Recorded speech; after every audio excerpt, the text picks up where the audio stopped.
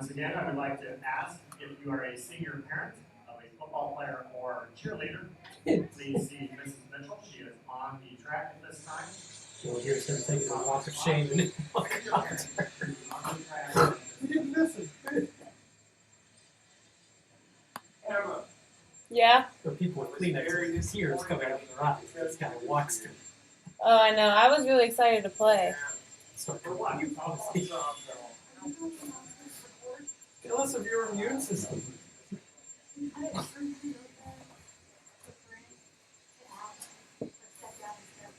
Oh, okay. I'll see this.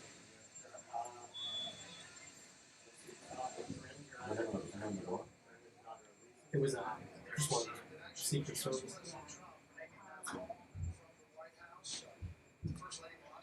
He should have came out like the gym, pants in a row. I would have been in a suit. Kind of had like the big footy slippers on.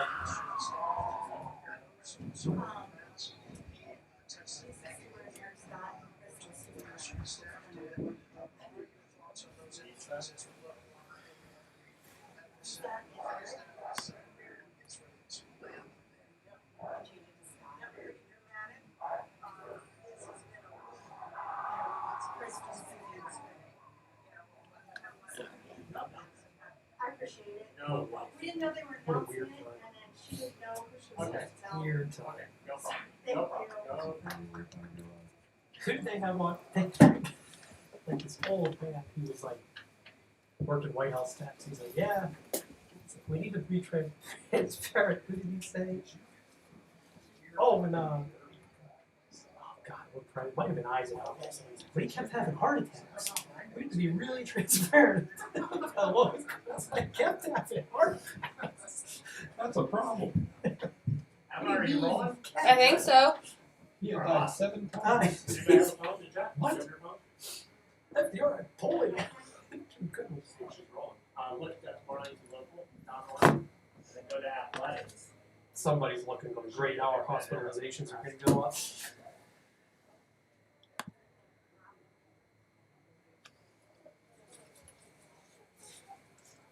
So this is it. Last week. So we're gonna go home next week. Tell them to check our levels too, because we didn't really get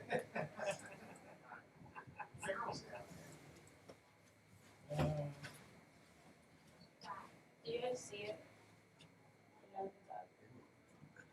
Wolves. it. Seriously. You know, And it's he up. made a point to say there was an issue last week and people were mad. No pressure. How you doing? Don't worry, you're going to get our fine commentary. Oh, nothing. Just calling you to get on the air here. If you can just check our mics when we get on. If you just let us know if our mics are okay again. Okay. Make sure I'm not hotter than him.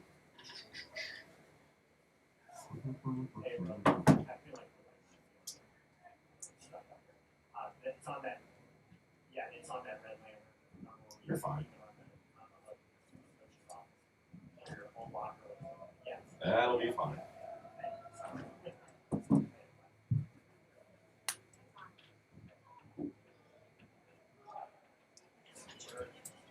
Is that in there?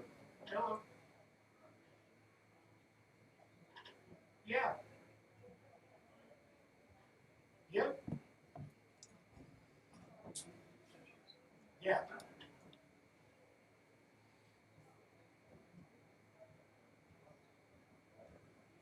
Yeah, they want it on.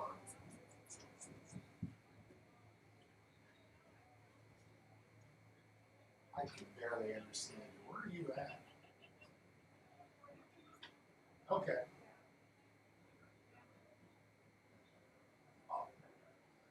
Oh, okay.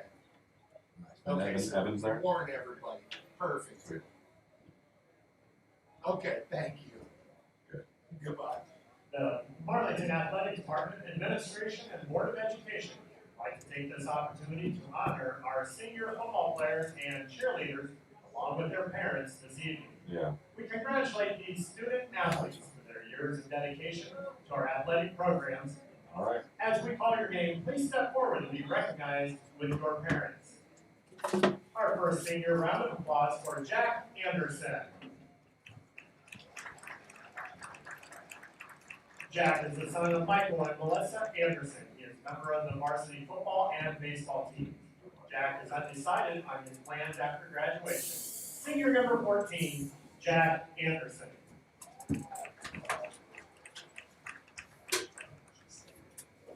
And welcome everybody here to Marlington High School here on a crisp October evening here in Northeast Ohio. As we are getting ready for our final regular season game of the year here on AM 1310 WDPM. Welcome to high school football presented by Altman Orthopedics and Sports Medicine at Altman Alliance Community Hospital. Ryan Alessio, Christian Ringelsworth here. As you can hear the senior introductions going on below us. It's senior night here at Marlington, so they're all getting recognized here, and we have for tonight an EBC matchup between the Minerva Lions and the Marlington Dukes. Welcome everybody into high school football. Where tonight, Ryan, we are a week away from the playoffs, and unlike any year basically ever for Ohio high school football, not only is everyone going to the playoffs this year that wants to, you already know before you play your final game who, where, and when you're playing your first playoff game. It's very much now literally like basketball. This is how they do basketball every year. They have a drawing, they see the teams, everyone goes to the tournament, we see who ends up in Columbus. Well, because of COVID, because of the shortened season, 6-game season, that's how they did football. So they had the draw, everyone's in the tournament, everyone knows tonight where they're playing and who they're playing, if they're on the road or at home. And we're going to start a whole new thing, and it's going to be a little different this year in the playoffs, but interesting nonetheless. Yeah, you know what? You can almost use this last game of the year as a tune-up to get into the playoffs, work on things you need to. It's almost like having a preseason game before the playoffs start. It's pretty interesting, and actually later on, you got an interview with Coach Galling. He actually likes the idea and wouldn't mind seeing a version of this continue on. And he has good reasoning. I won't step on his lines or anything. But it's different, and I think we should embrace it and enjoy it. And I think it's nice that the teams know who they're going to play already. You know how to prepare. There's no surprises. You know where you're traveling to. So although it's not a normal football schedule or season by any stretch, there might be a few benefits that we see come up in the forthcoming years that are positive. So I'm pretty interested to see how these playoffs work. Yeah, and we'll talk about the as the broadcast goes on. We'll talk about who's going where. I tell you, Minerva will be going on the road next week for their playoff game. Marlington will be. They get a home game. They will be here, right back in front of their home crowd and home fans, the ones who are allowed to be here next week. So we'll talk about that, the brackets they're in, who they could be facing as the game goes on, maybe at halftime as well. So got you set here for our pregame show. We're 25 minutes away from the start of this game. When we come back, we are going to start getting into our Score 7 because we're part of the Q92 Sports Network, which means every Friday night we bring you 7 different high school football games you guys can listen to by going to Q92radiosports.com. So besides our game, there are 6 other games you can check out here tonight. When we come back, we're going to start letting you hear previews of all those games you are listening to. High school football brought to you by Altman Orthopedics and Sports Medicine and Altman Alliance Community Hospital. And listening to it right here on AM 1310 WDPM.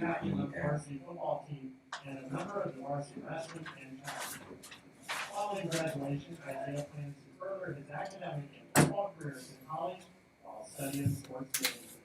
Senior captain number 75, Isaiah Harrison.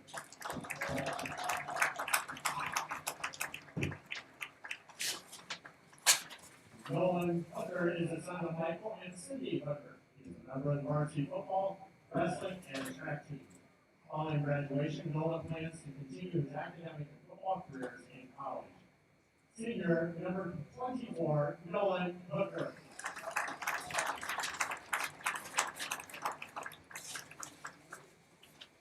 Mackenzie Laurie is the son of Joe and Leanne Laurie. He is the kicker on the varsity football team, captain of the boys soccer team, and member of the varsity basketball team. Mackenzie is the retiring 2019 homecoming Duke, member of Perry Counts Club and the French National Honor Society.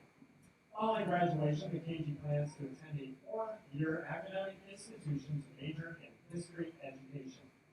Senior kicker number 17, Mackenzie. And welcome back to the pregame show here. As Time is ticking away. We're about There's some news going on, and I less got than caught up. 25 minutes away from kickoff here between Minerva and Marlington here at Marlington High School.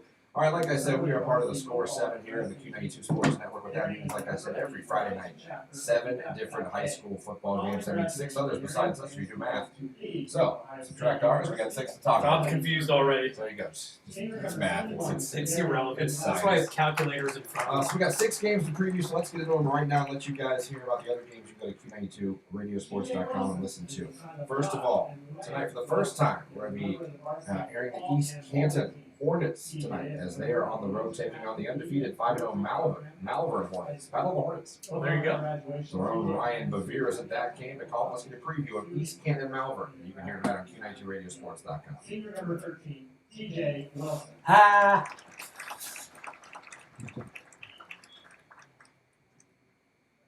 Now for our cheerleaders, Sarah Ann. That was the Hornet?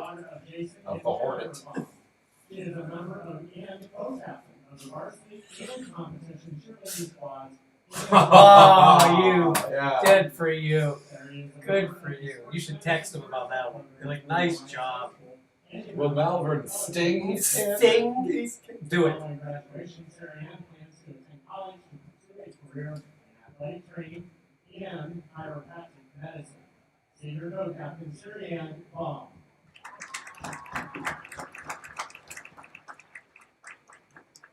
David Gravis is the daughter of Bobby and Jenny Gravis. She is the captain of the There it is. varsity and competition cheerleading squad. David is a member of the National Honor Society. You want to rib him? You should tell Donnie to like write him some nasty email about don't ever do like anything like that again. Senior captain Hayden Gravis. I am buzzing after hearing the preview of that game. Oh, the sting of I couldn't take many more Hornet any puns? more puns, but well done. Beehive, you got anything left there? Well, if he had a bet on how many you get in, I hope he did. if he did, well done. Next up, we have another EBC matchup for you here tonight. The Alliance Aviators also looking for their first win like Minerva. They're on the road tonight in Salem to take on the Quakers. Let's get a preview of that game. Ryan Keller will be on the call. Let's get a preview of Alliance and Salem. Study, creative writing, or journalism. Senior co-captain That's a good way to word it. The meaningless regular season Yes. comes to an end. For a team that has not won. She is a member of the JV cheerleading squad and gymnastics team. Following graduation, Melissa plans to attend college. It's a shame we aren't actually doing Alliance. I would have liked to have heard what Coach had to say after that last game. I'd like to offer many thanks to all of our football and cheer parents, grandparents, and friends who came out this evening to honor our seniors. Once again, please join us in congratulating all these fine young men and women on their accomplishments and wish them continued success in their college years and future endeavors.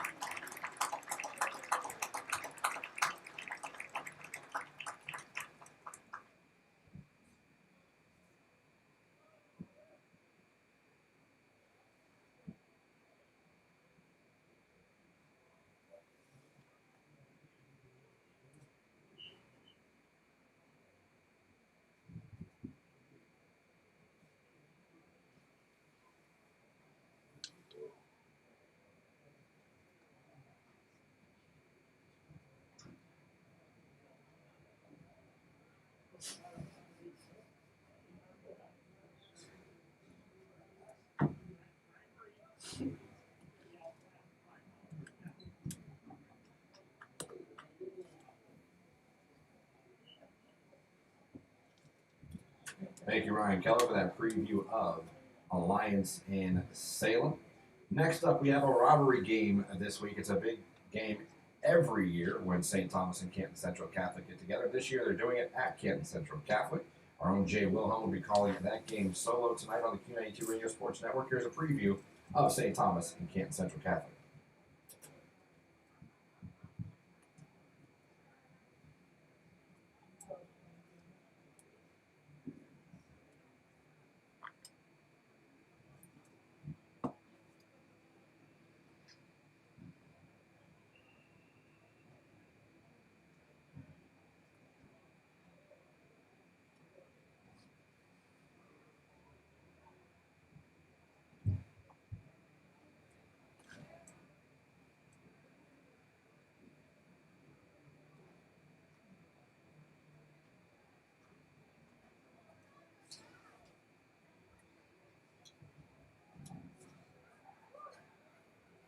put out a message. Thank you, Jay, and that's a preview of St. Thomas Canton Central Catholic. We have 3 more games to preview when we come back, as we are going through our games on the Q92radiosports.com network tonight. As I said, we are part of the Score 7. We have 7 games for you every single Friday night. We'll get back here in a second and bring you the other 3 previews of the games. We are getting set for kickoff tonight. We're 20 minutes away from the start of this EBC matchup here between Minerva and Marlington right here on AM 1310 WDPN. This is good. What's that? This is a good meme.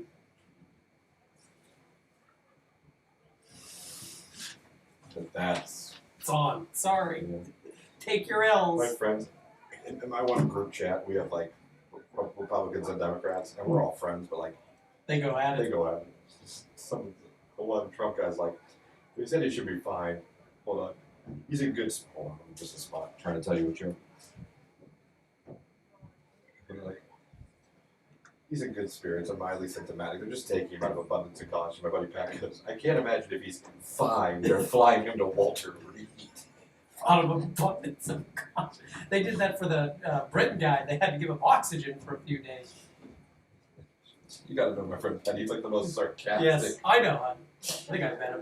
He's like, I'm not sure if he was fine. Yeah, I would use the word fine. Good evening, ladies and gentlemen. In addition to senior night, we would also like to take this time to honor our 2020 Marlington High School homecoming court members and their parents. Although we are not able to hold our traditional homecoming dance and festivities, we are thankful to have the opportunity to recognize these outstanding young people. We would like to also thank the Marlington Alumni Association for providing the flowers for our Duchess in attendance. A special thanks goes out to Mr. Eric Taylor and horticulture students for creating the beautiful bouquets. Ladies and gentlemen, our 2020 homecoming We go court, get life-saving medicine. 2020 freshman attendance.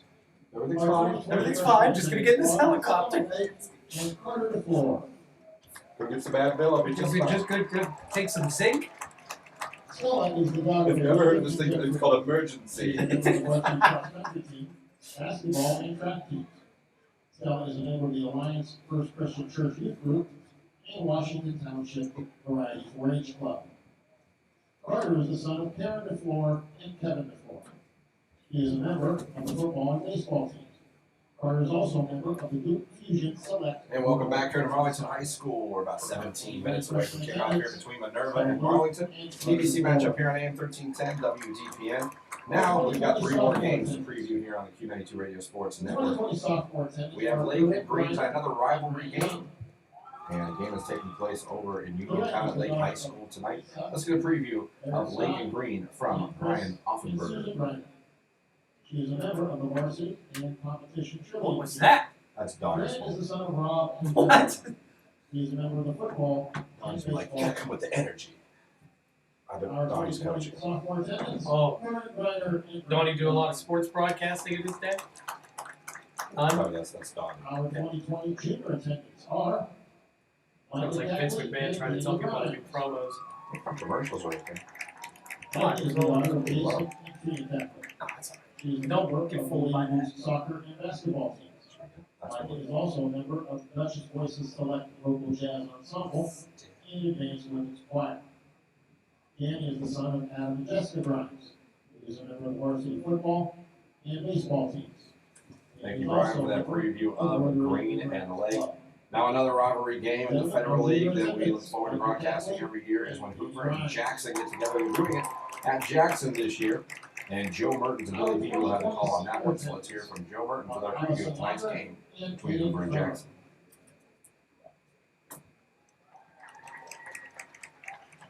Allison is the daughter of Steve and Eve Walker. She is a member of the varsity girls basketball team. Allison is also a member of National Honor Society, the Marlington Corral, and Character Counts clubs. She is a member of Alliance First Christian Church Youth Group and enjoys volunteering in her free time. I've seen a lot of different memes with just Aiden that. is the son of I like Christian it. Lisa Trumper. And I He is a took member of that. the varsity soccer team. Aiden is the senior class vice president, a member of Academic Challenge, a a Washington Hurricanes rising senior, and member of the Rotary Interact Club. Our 2020 senior attendants, Allison Walker and Aiden Trummer.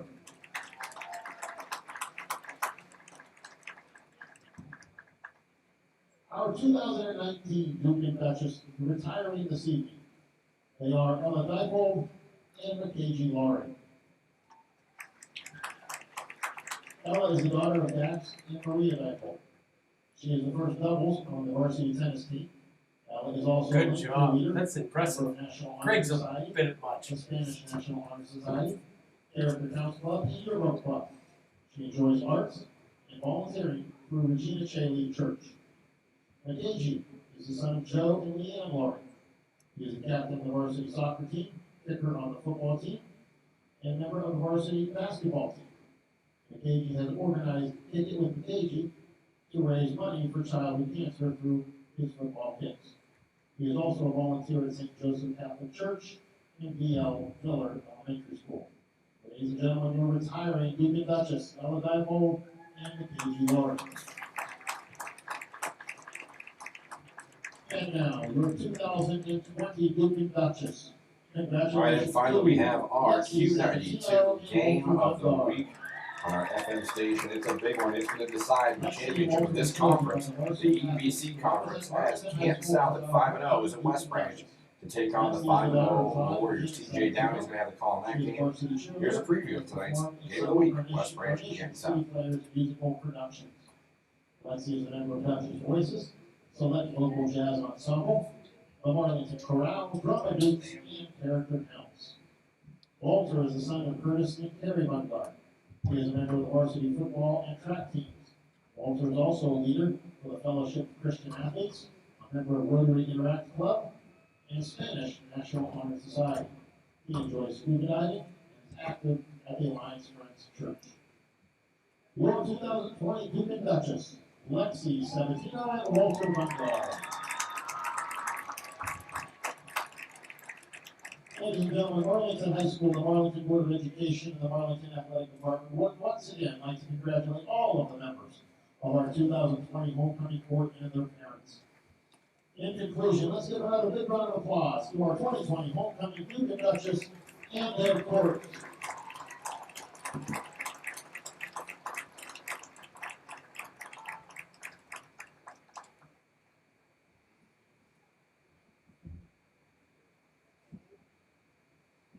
Thank you.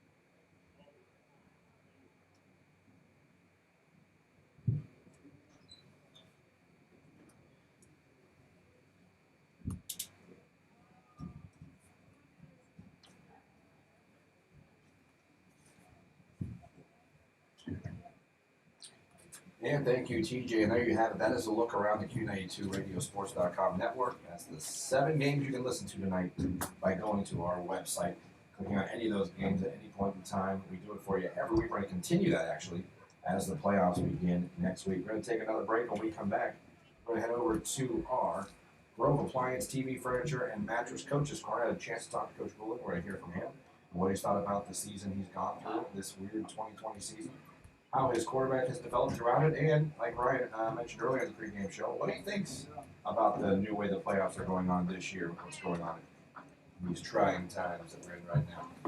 That's when we come back. You're listening to High School Football's the pregame show. It's Marlington and Minerva coming at you here in about 10 minutes and 30 seconds on AM 1310 WDPN.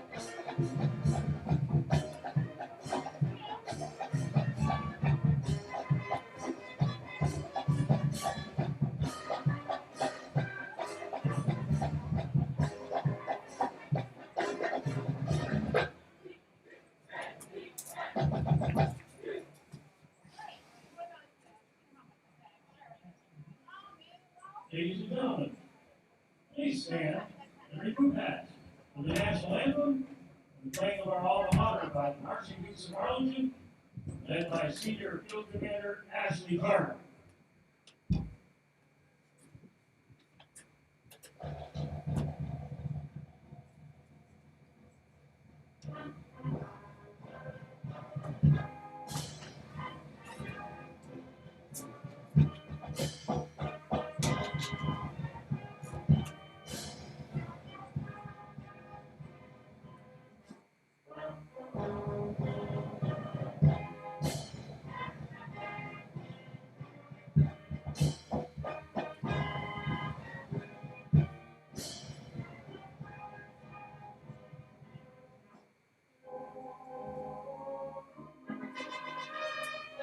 And welcome back here. As we heard the national anthem might now be performed by the Marlington Band.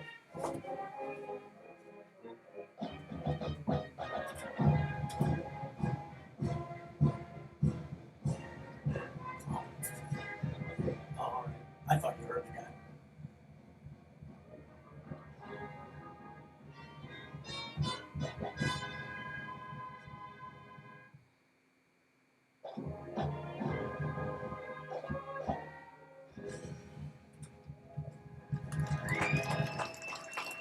That was the national anthem being performed by the band here from Marlington. On the field right now performing for the fans as we are about less than 8 minutes away from kickoff here. You know, we had a chance to talk to Coach Golding before the game about the season with Marlington and about the playoffs coming up and the development of his quarterback throughout the season.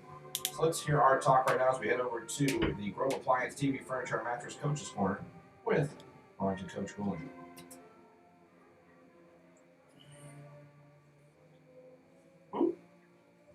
You frazzled? What's going on? I don't know,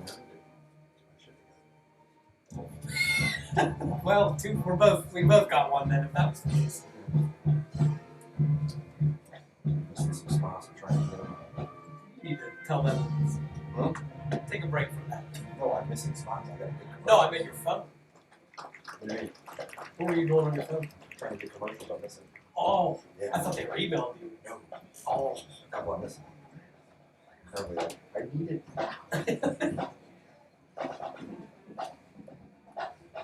It's so long. I went to my purse. Uh-oh.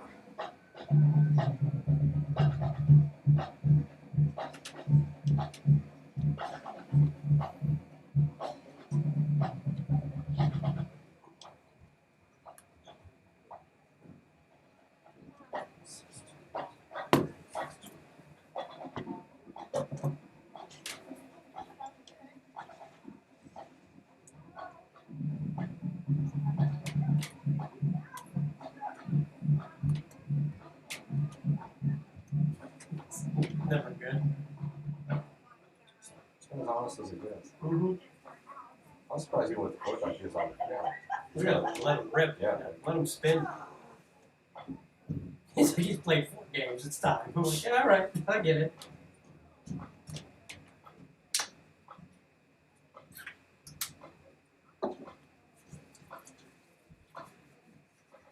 At least at the end of it, when he talks about keeping the playoff format the way it is, it'll give us something to talk about. Yeah. Good evening, ladies and gentlemen.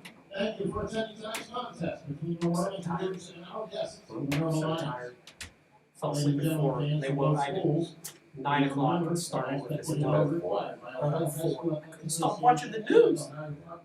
Policy to wear face covering. Then at 9 Just get a cop. I know. I was just like laying on. I was like, had the TV on still.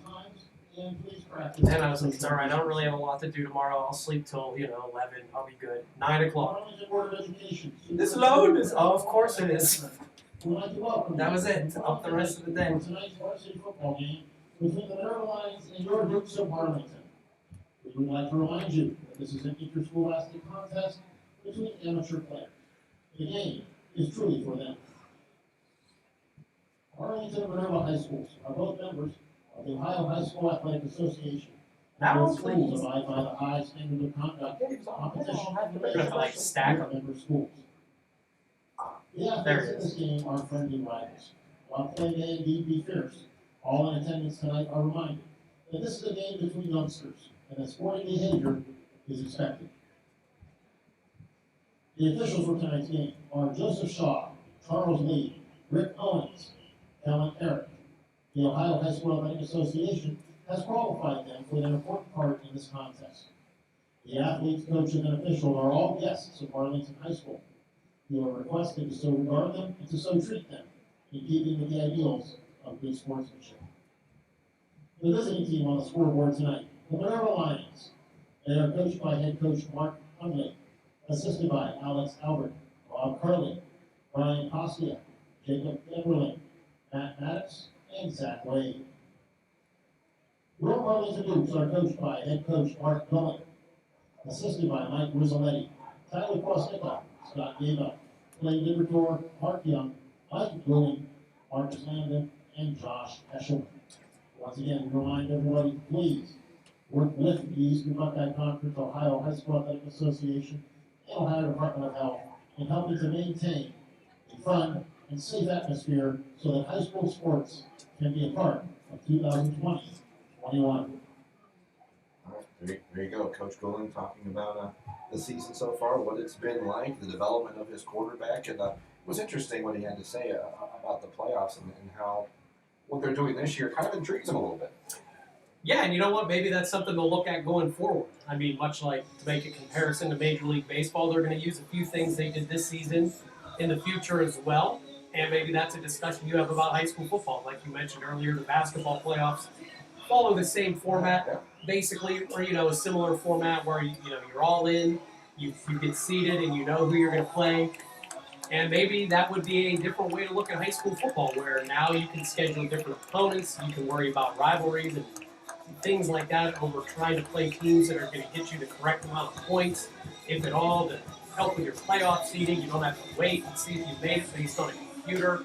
Now again, I can say, well, you got to earn it. I understand that. This isn't a everybody gets a snow cone thing. You still have to go through the playoff tournament and be declared and win games.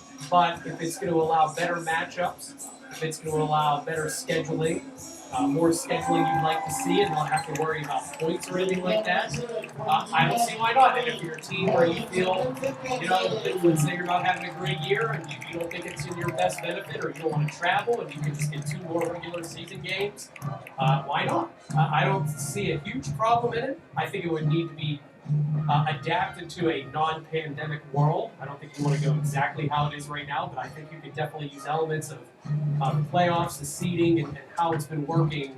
And maybe it'll prove this works better than the old system. You're keeping everybody regionalized. It just seems to me it's a lot more convenient than it was in the past. It's going to be interesting, and like you said, who knows what they'll think about after when they're done doing this, and if they want to decide to maybe look at tweaking things in the future. So we're going to keep it here because we are about set for kickoff already here. They want to get this 7 o'clock kickoff. They want it to be true 7 o'clock kickoff. They don't want to tell you a thing. We're not going to argue with that.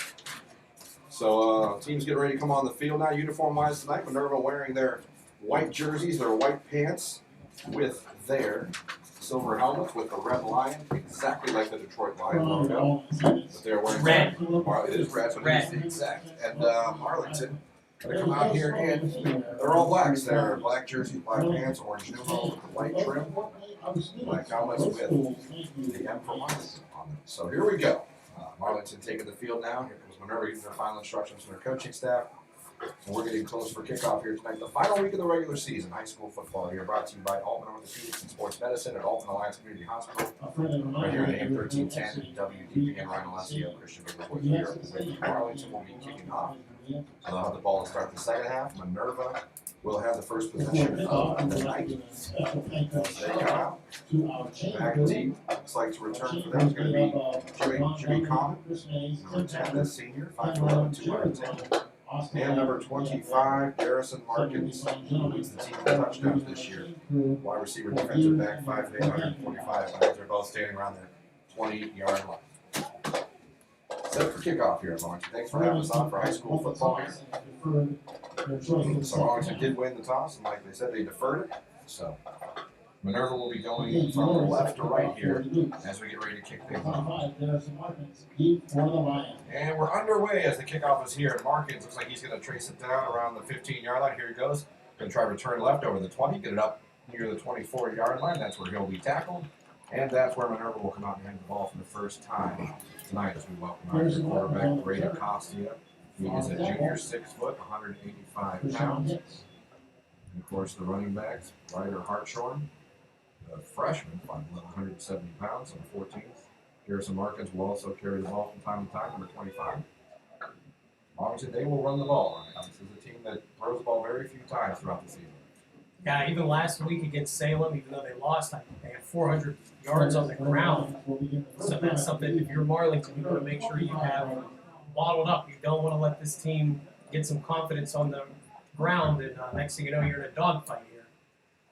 First down and 10, they turn, they hand it right off to their running back, who takes it up over the 25, give him maybe the 27-yard line.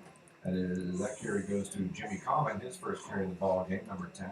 And that'll be the first play of the game here, give him 2 yards. Second down and 8, 11:36 clock running, just underway. Minerva and Marlington here on AM 1310. Nice, awesome sunset here in Northeast Ohio. Yeah, the temperature's dropping with the sun. Sure is. That time of year. All right, second down and 8. Here we go. They're going to come out twins to the left. I formation behind Costia. He's under center. Takes the snap. Going to turn, hand out. They're going to try the left side with Common again. Common over the 30. Give him maybe the 31-yard line. A couple yards there for Common, who takes the first 2 carries of the ball game. Well, I mean, the Minerva not doing anything special. They line up and they're coming right at you with Common. They'll use Market a little bit. Use a few different running backs. So they'll bring up third down and 3 now for Minerva as Common stays back there in the I formation. Twins to the left, tight end to the right. Costia under center. Takes a snap. They're going to do a power toss to Common around the left side. He'll get the first down up over the 35, up over the 40, and move the chains for Minerva. It's like you said, Ryan, not hiding anything, not masking anything. No. They just line up and they're coming at you. You just got to kind of pick where they're going to run the football to. So first down for Minerva, move the chains. They have the ball on their own 41-yard line. First possession of the ball game for Minerva. Nothing. Marlington Minerva game 13-10 WDP at 10:25 clock running. Common staying back there at the tailback position. I formation, receivers to each side. Costia gives it to the fullback this time. It gets a little hole up over the 45 to the 46. That's the first carry of the night for Khalil Lowe. 5'8", 170-pound junior, number 35. That's his first carry of the ball game as fullback. That was a nice quick hitter right there. They faked the motion in the backfield. Kind of froze the defense momentarily. That was a nice gain on first down to make it 2nd and 5. Again, Minerva, winless here. We've had 2 teams in the EBC winless this season, but they both showed up every week. Second down and 5, ball on their own 46-yard line. Costia turns, hands off to Common, who's tripped up. That'll be a loss or no gain at all, as coming up from his defensive position was number 82 for Marlington. Brock Jordan, Jr., from his safety position. They run defense. Now that puts Minerva at 3rd and 5 now, as we're under 9 minutes and 20 seconds left to go here in the first quarter. Nothing. Minerva and Marlington here on AM 1310 WDPM. See if maybe they let Costia throw one here. They'll come out in I formation, tight end to the right, receiver to the right, receiver split to the left, the strong side. Costia fakes the power toss. He's going to throw, rolling to his left, pressure coming, throws across the middle. That is incomplete. Looking for his tight end, that's Eric Murray. Incomplete. That'll bring up 4th down early on. They're rated, close to midfield. You haven't won all year. Maybe they try to go for it here. Well, 4th and 5, not exactly, not really 4th and long, but no. No, never mind. Looks like the Lions decide they're going to punt. So first possession for Minerva tonight is going to end with a punt. So they weren't really able to do too much. Did manage to get 1 first down. And they're going to have to surrender the ball now to Marlington. Back deep for Marlington. Rome Sims, number 7, standing around his 25-yard line, awaiting the punt. There he's got the punt returned up 40, still running. Oh, no. Trying to cut across the field. He has 45, 50, 45, 40, 35, 30, out of bounds around the 20-yard line. And a late flag for a tackle out of bounds. Minerva going to be in tremendous shape, most likely in the red zone. Even closer now with the penalty for their first possession. Yeah, you could see that developing. The play started on the right side. That wall was formed, and the entire left side of the field was open, and that speed, able to take advantage of it, and you're going to get 15 more yards, so they should have the ball down around, the 5-yard line, somewhere in that region? Inside the 10, I would think. Some updates as the Alliance Salem game about to kick off. Brandon Alexander and Streetflow's not playing tonight for Alliance. Big part of what they do over there. Now, was that for rest, or is that we did see him get a little picked up last week? Get more information on that as we go. First and goal for Marlington here in their first possession. For the Dukes. Trips to the left. First and 10 for the Dukes. Nolan Hooker in shotgun next to Connor Evanich. Oh, As Minerva almost jumped, they're going to say they got back on. That's actually first and 10 for the 11, so not first and goal. Evanich takes the snap, hands it off to Hooker. Hooker goes down inside the 5, still pushing. He'll be stopped. wait a minute. Oh, there is a flag on the Nolan play. Hooker on the carry. Where'd that come on the field. Side judge called it, or maybe it's just on. You going to pick it up? Nolan was stopped by him. Or was that a No, sideline? sideline. Yeah, that's all. On the field. All right, it's a little sideline warning. Nothing. No real penalty yet. That'll bring up second down. After that run by Hooker. That is more sideline warning against Marlington. Second down and 4. Ball on the 5-yard line. 8:29 clock running. Nothing but Marlington looking to score after that big punt return and penalty by Sims. Connor Evanich in shotgun turns, hands off to Hooker again. Hooker goes up the middle, down to 4, 3, 2, 1. He's in the end zone. Touchdown, Marlington. Nolan Hooker takes it in from 5 yards out. Well, there wasn't anything fancy about that one. You had a great punt return and a penalty that basically puts you right at the 10-yard line, and that's easy pickings for Marlington. Hooker with no issues, 2 rushes, and right in the end zone. Point attempt coming up here for the Dukes. Number 17, KG Laurie on the KG Laurie on the kick. He's definitely one of the better kickers in the area. Kick is up. And the kick is good. So now, with 8:15 left to go into the first quarter, your new score is 7-0. Marlington over Minerva. Will be back with the kickoff. This is high school football right here on AM 1310 WDPN.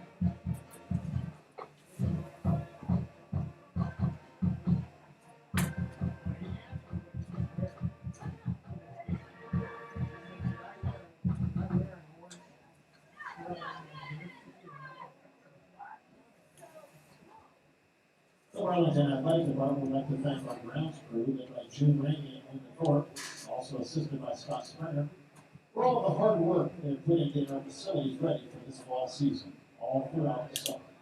Thanks to underscreen Eric Tanner and Mr. Andy Lamagusa and their classes for providing our homecoming and senior night flowers this evening. And welcome back to Marlington High School, where the Dukes just took their first possession of the ball game. Brandon didn't have far to go in for a 5-yard touchdown run by Hooker. And that's the score, 7-0. Marlington over Minerva right here on AM 1310 WDPN. Marlington about to kick back off to the Lions. Set to kick off for the Dukes. Will be fielded around the 18-yard line. Over the 20, up over the 25, dives forward around the 26-yard line. Returned by number 24, Chance Martineau. And that's where Minerva will take over for their second possession of the ball. Well, let's see if Minerva can get something going here with that running game. 400 yards last week against Salem. So far, they got about 15 yards rushing. So from their own 26-yard line, 1st and 10 for Minerva. Going to be a power toss to the right side to Common. Common gets the corner, stops, cuts back over the 30, over the 35-yard line. Nice run, nice cutback. Power toss to the short side. Common, who's pretty much gotten all the carries here Carried. And the first two possessions for Minerva brings up a second down and very short. Gain of 9 brings up second down 1 for the Minerva Lions. So 9 yards for Colin. They've been running him basically exclusively so far today. So here we go. I formation again. Twins left. Power toss other side to Common. This time ready for it was Minerva as they come up and get the hit. That will not be enough for a first down. That will be third down for Minerva. And you know, if you're with the touchdown here in the last drive, Minerva with the offense they run, Ryan, you don't want to give the ball up and start getting behind by double digits when you're not a throwing offense. No, I mean, it's very important that they pick this first down up and just keep a drive alive for a few. You know, if you want to get a couple first downs, you want to get the offense in rhythm. Two tight ends, no receivers here. They turn on third down, hand it off to Common. Common pushes forward. That should be enough for the first down. Move the chains as Common will take it up to the 39-yard line from the 35. So move the chains again. Second first down of the night for Minerva, whose offensive line is pretty good pushing it, and they're sealing the ends on some of these power tosses too. They are, and I mean, when your main bread and butter, the offense is running the football, you have to have the. I've done this before. I really have. I promise. You have to have the guys up front to make that push happen. First and 10, they're on 39-yard line. As we have a flag, this one will count. And what are we going to call here? What is? Against Minerva. Not sure what it was. Illegal shift, maybe. Wait to see for the public address announcer. You might not Bail know us either. out. You hear several people down below going, "What happened?" Nobody knows. Nope, the PA guy didn't know either. Nobody knows. Nope.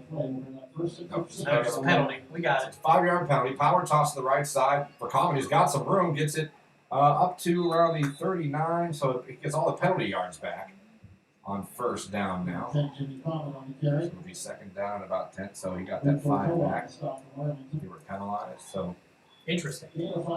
Second down 10. I'll tell you from Marlington, it is so far the Jimmy Common show. Power toss is left, power toss is right, up the middle as well. Basically, Minerva's trying to run it in every gap and every way you can. I'm trying to think. He's only not touched the ball one time. Second down and 10 from their own 39-yard line. They turn. Common again. He tries to go up the middle. This time he'll get it to the 40. Be a very short gain. That'll bring up a third and long for Minerva with 5:50 clock running here in the first quarter. 7-0. Marlington on top of Minerva's EBC matchup on AM 1310. Score 7-0. The Lions over Salem right now in the first quarter. 7-0 late over Green in the first quarter as well. So third down and 9 from their own 40-yard line. Costia attempt to throw for the second time here. He's got receivers, one to each side, tight end to the right, I formation. Costia, quick throw. It's a slant route. It's complete for a first down into Marlington territory. And the receiver takes it all the way down. They're going to mark it with the 41-yard line. Yeah. That was caught by, was that number 24?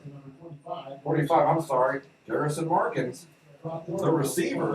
So his first catch of the ball game. Nice catch. I'll tell you what, that was a one route play. Yeah, and I'll say this, that pass from Costia was fantastic. Right on the money. It's that slant route. Maybe they got to do that a little bit. Just like that, Minerva into Marlington territory for the first time. First down and 10 on the 41-yard line. Power toss short side to Common. Common inside the 35, inside the 30, inside the 25, still on his feet, down to around the 20-yard line. Common with another big run, taking it from the 41-yard line down to 20, 18. I think he's standing right Oh, on they the say right 20. at 20. A 21-yard run and another power toss. And Ryan, they've run a lot of these to the short side. Yeah, they have. And now when you mixed in that pass, it gave the Marlington defense a little something else to think about. And again, by far and away, the best run Common has had tonight. Back-to-back 20-yard gains for Minerva. Common going to come out and take a well-deserved lead. Somebody rub his feet. Well-deserved. It'll be first and 10, ball at the 20-yard line. Minerva in the red zone for the first time. Power toss to the right side. They get it inside the 20 to the 19, maybe. That is number 14, Ryder Hartshorn, the freshman, who gets carries as well. He will come right back off the field, it looks like. I'll take that back. Nope, the running backs bring the plays in it. Just one. So 1 yard gain of 4. On short now, and there is Chance Martineau off the play, the receiver. They go back up. I formation again. Receivers to each side, 10 to the right on 2nd down and 9.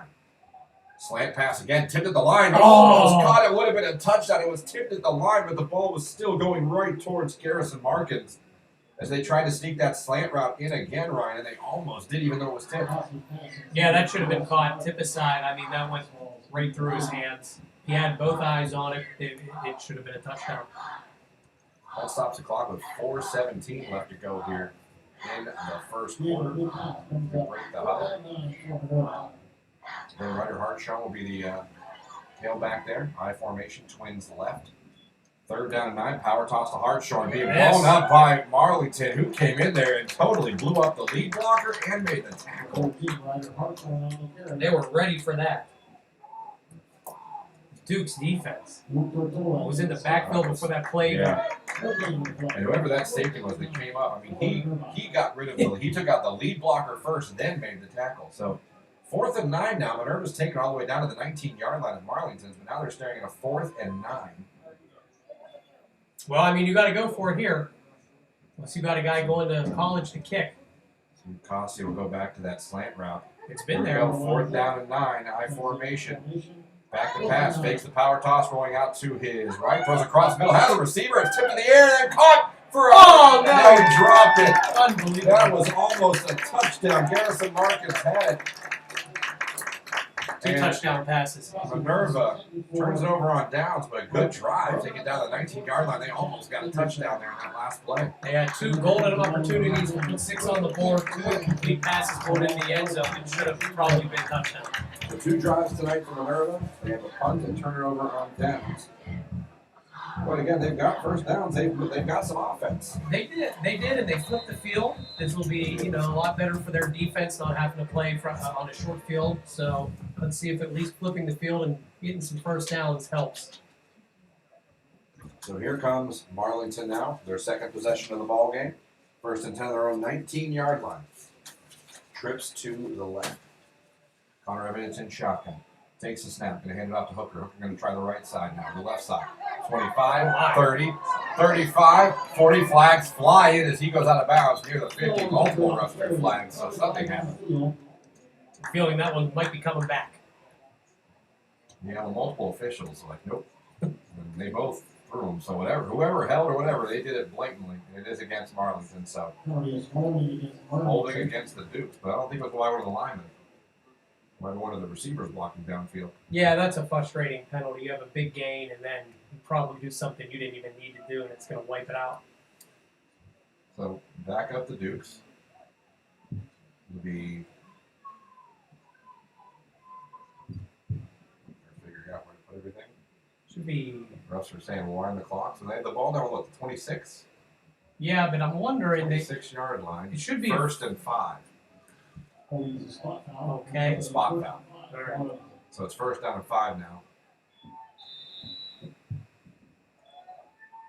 All their own 25-yard line. Back to pass. Evidence thinking about it. Throwing deep. Has a receiver. Oh, misses him. missed. And it looked like Tortolo. Too much steam on that one. As Marlington looking to take a shot there. They had man coverage with no safety help. So don't blame Evans for taking that shot. No, a little better pass, and that's a touchdown. 80-yard touchdown. St. Thomas Aquinas is up 13-0 over Kansas Central Catholic already in that game. 3:10 here left to go in the first quarter. It's 2nd down and 5 from their own 25-yard line. Connor Evans has trips to his right, receiver to his left. Nolan Hooker in shotgun. He'll now be shaded to his left. There's a snap. Hand off to Hooker. Hooker tries to go up the middle. Gets it to the 27 or the 28-yard line before he gets tackled. Not much there up the middle. 7-0 Marlington on top here on AM 1310. Final week of the regular season. Playoffs start next week. If you're wondering where we'll be, AM 1310 WDPN coming up next Friday. We'll be right back here when Marlington hosts Kenston. We'll have that game for you. 7 o'clock kickoff, 6:30 pregame. 3rd down and 1 now. Evans in shotgun. He's got twins left, receiver right, 2 running backs with him. He's got Christian Hicks. I think they're changing something up. And he's got Hooker with him in shotgun. There's the snap. They hand it off to Hooker. Hooker gets it up over the 30, well, to the 30. Let's see where they mark it. Should be enough for the first down. To the 31-yard line, move the chains, first down, Dukes. Well, obviously, they saw something that the Minerva defense was doing. They changed. I don't know if they changed the protection or whatever the case was at the line, but it worked and it got it the first down. 7-0 Marlington. They have the ball for the second time tonight. Just got a first down. They have the ball on their own 31-yard line. 2 minutes left to go here in the first quarter. They break the huddle. They're going to have 4 wide receivers, 2 to each side. Hooker in shotgun next to Evanich. Evanich looks over the defense. Takes the snap. It's a quick throw. It's going to be a wide receiver screen. It's complete. Gets it up over the 35. Goes forward to around 36, 37. That should be Rome 6. First catch of the evening for the Marlington Duke receiver. So that's his first completion of the night. So Evanich gets 6 yards to Rome on that play. Minute 30 clock running here in the first quarter. Minerva and Marlington here on AM 1310 WDP. Final tune-up before the playoffs. Second down and 4, ball around 37-yard line. Evanich in shotgun. Takes a snap, going to his left. It's going to be an option. Moves over to Hooker, but that is met immediately and tackled to the ground. That is number 35 for Minerva. Number 35. That is Khalil Lowe. Louise. That's how I should probably say it. Khalil Louise with the tackle there. Nice tackle by the linebacker for. Now he was ready for that option. Here we go. Third down and 7 for the Dukes here. In shotgun, 4 wides. Back to pass. Pressure coming. Trying to set up a screen. It's not there. Evanich has to throw it away. Look at this. Almost caught by Hooker, but Minerva not fooled by that screen. But we have a set of flag in the picture. They dodged where they were. Well, it's not good that they use the same colored ball markers in your penalty flags. So for the second possession now for the Dukes, it ends up being a punt. So Minerva's played good this first quarter. Yeah, they're holding their own. They got a drive going. They had a couple opportunities at a touchdown. They played great defense. They pinned Marlington back, so that worked out for them. Back deep to return the punt is Garrison Markins for Minerva. He's standing around his 32-yard line. There is the punt. Markins will go over and give it a look and say nope. They'll go out of bounds. And that's where Minerva will take over with their third drive of the ball game. Their first drive ended up in a punt. Their second one, they turned it over on down. 26 seconds left to go here in the first quarter. Quick move in the first quarter here. 7:23 Eastern Standard Time. 5:33 on the West Coast. If you're listening to us in Cali, We're in Seattle. enjoy it. Finally, we can sit back and eat dinner and listen to 1310. Yep. I don't blame you.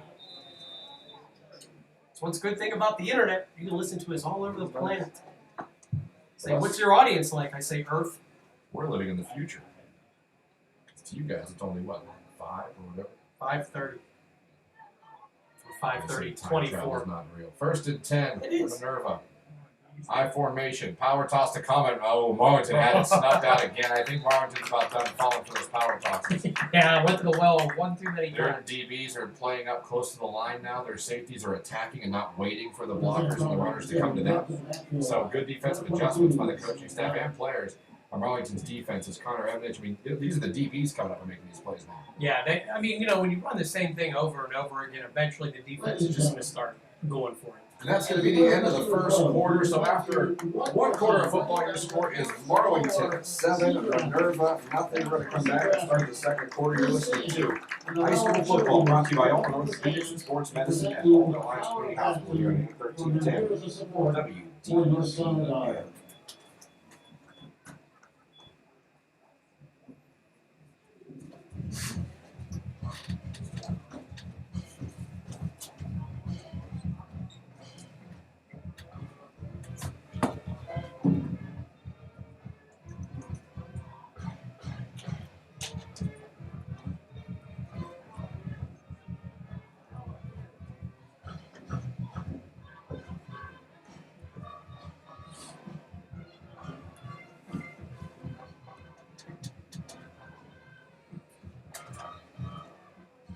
Welcome back here to Marlington High School, where after one quarter of football, it's 7-0. Marlington on top of Minerva. Ryan Alessio, Christian Burnsworth here with you. Ready for the start of the second quarter. You hear the Marlington band playing over in the end zone right now. Nice crowd here for Marlington. Everyone wearing their mask, doing what they're supposed to be doing. Following the rules. Yeah, you got to follow the rules. So here comes Minerva back out. Now Minerva will be going right to We left begin the now. second quarter of action. To start the second quarter, it is 7-0. 7-0. This is the third possession of the night for the Lions. 33-yard line. See if they can build on that last drive they have at. I formation. Tight end goes in motion. They turn, hand it off to Common. Common doesn't get very far at all as he's driven backwards and thrown down. Whistle a little bit, but that's all right. You got to get tackled on the track. Flag like that. So, not much there by Common. Back-to-back carries for no gain. After that last 21-yard gain, he's been shut out his last 2 carries. 11:36 clock running, 3rd and 13. Not where Minerva wants to be here. The third drive of the night with the running offense. 3rd and longs. A little more difficult to get when you don't throw the ball a lot. Update 20-0. St. Thomas over Canton Central Catholic. Asian Burt has 2 running touchdowns and a pick 6 so far in the game. Have a day, son. 3rd and 13. Ball on their own 32-yard line. Costia takes the snap. Play action fake. He's got time, throws it, has a tight end, and he's open, but he overshoots him incomplete. That'll bring up 4th down. And Minerva will most likely have to punt. We'll see if they send in the punt team. Well, yeah, you got Costia to just here. put a little too much on that one. Yeah, he did. I mean, he had the tight end open. Would have been a first down, maybe some more yardage. But like you said, it looked like the ball just landed a little bit too far in. I think he wanted that over the back shoulder. And you could see the tight end sort of turn around, looking back for the ball as it came in a little bit far in. Lee about to punt for Minerva. Ooh, pressure Oh, my. coming, almost blocked it, somehow They got might it have off. got a piece of it. They'll take a Minerva bound for what it's worth. It'll be great field position for Marlington, but that's a lot better than what I thought was going to happen. Yeah, I thought that was going the other way. Marlington had a punt block on, and they definitely got some people through there. But as it stands, Marlington will take over 1st and 10 with 7-0 lead here. And 13-10 WDPN. So Minerva coaching staff, Ryan, and now you've seen it now in your 3rd possession. You noticed, you had those 3-4 plays you're running pretty successful in your 1st quarter, but it looks like Marlington's adjusted. So now, how do you adapt, especially when you run the type of offense Minerva runs? Well, I need to play great defense, and I got to keep the score low. And I like what they're doing offensively because they are taking a lot of time off the clock, but they need a couple of these drives that end in points. If they can do those things, control the clock, play good defense, they might be all right. 1st and 10, ball there on 43-yard line. Evanston shot. They're going to turn, hand it off to Hooker. Hooker takes it. Oh, tackled. Man, what's going on? Still on the I guess he wasn't tackled yet. Okay. Now he's tackled. Around that's going to be pretty much no gain. He gets back to the line of scrimmage. Good pressure there. Good run defense by Minerva to shut down that play. Yeah, tough start for Hooker. I mean, he's got 6 carries and he only has 15 He yards. had that one big run. Called back from the holding. Yeah, I mean, but it doesn't count when you No. cheat, so Yeah. it's not there. 2nd down and 10. Ball there on 43-yard line. 4 wides, 2 to each side. Hooker in shotgun next to Connor Evans, who will take the snap and shotgun. He's back to pass. Pressure coming. He throws a slant route for Sam's incomplete.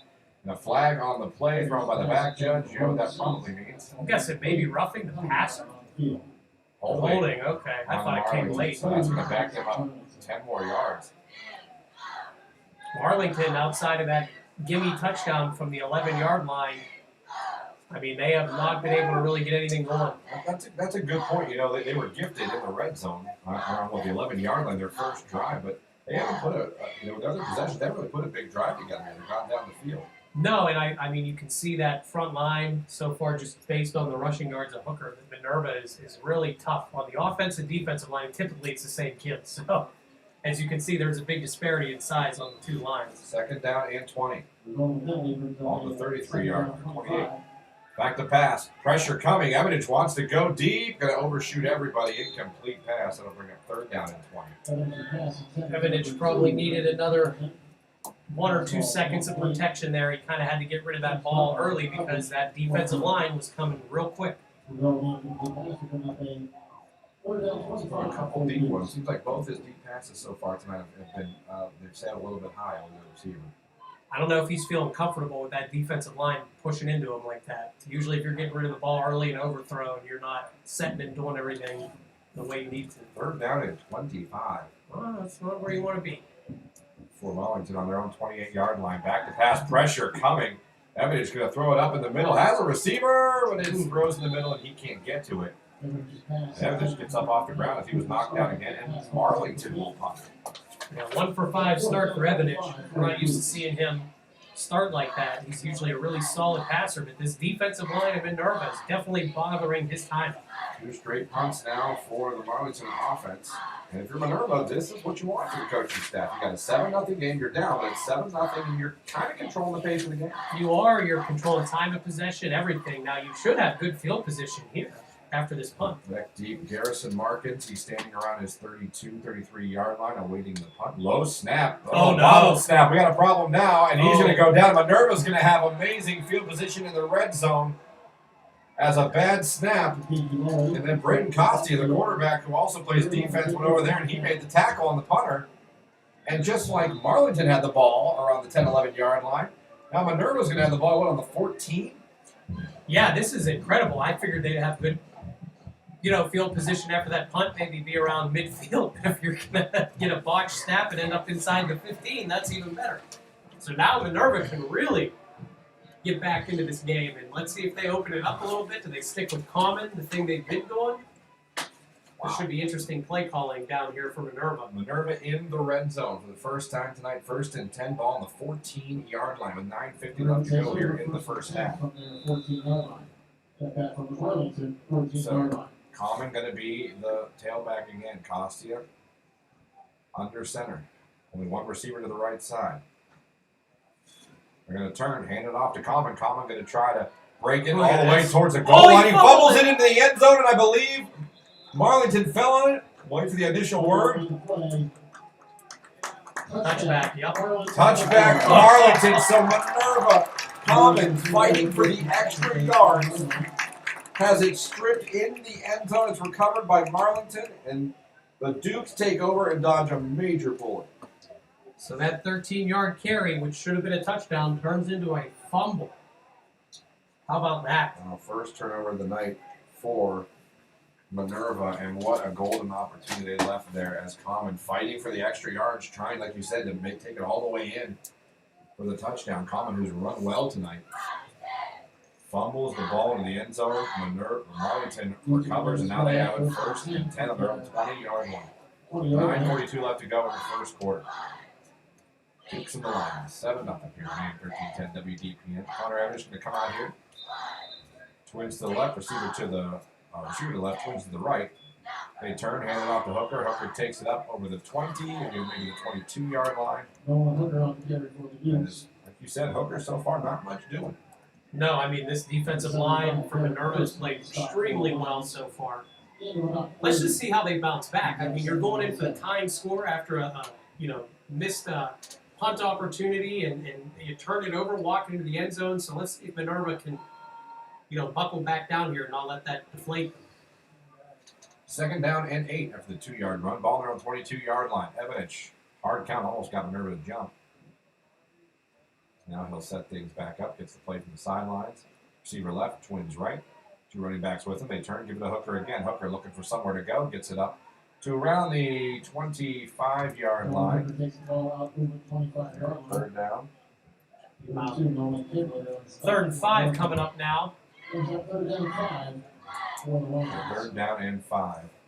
Not a lot of action if you think about it offensively for either team. Yeah, we've had a touchdown, and then we had one that basically was fumbled away. But other than that, and those were close.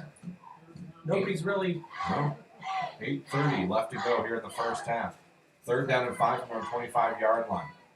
Twins to both sides. 4 wide receivers, Hooker and shotgun with Connor Evanich. Evanich takes the snap. He's back to pass. Blitz coming. Picked up, though. Oh, it was man. there. Oh, man. Marlington had it there. They had a receiver that was Cooper Scarlett, the junior. He caught that. He might still be running. I think that's what he was thinking. Evanich hit him right in stride. And Marlington now has to punt and can't take advantage of that situation. Man, they're gonna wish they had that one back.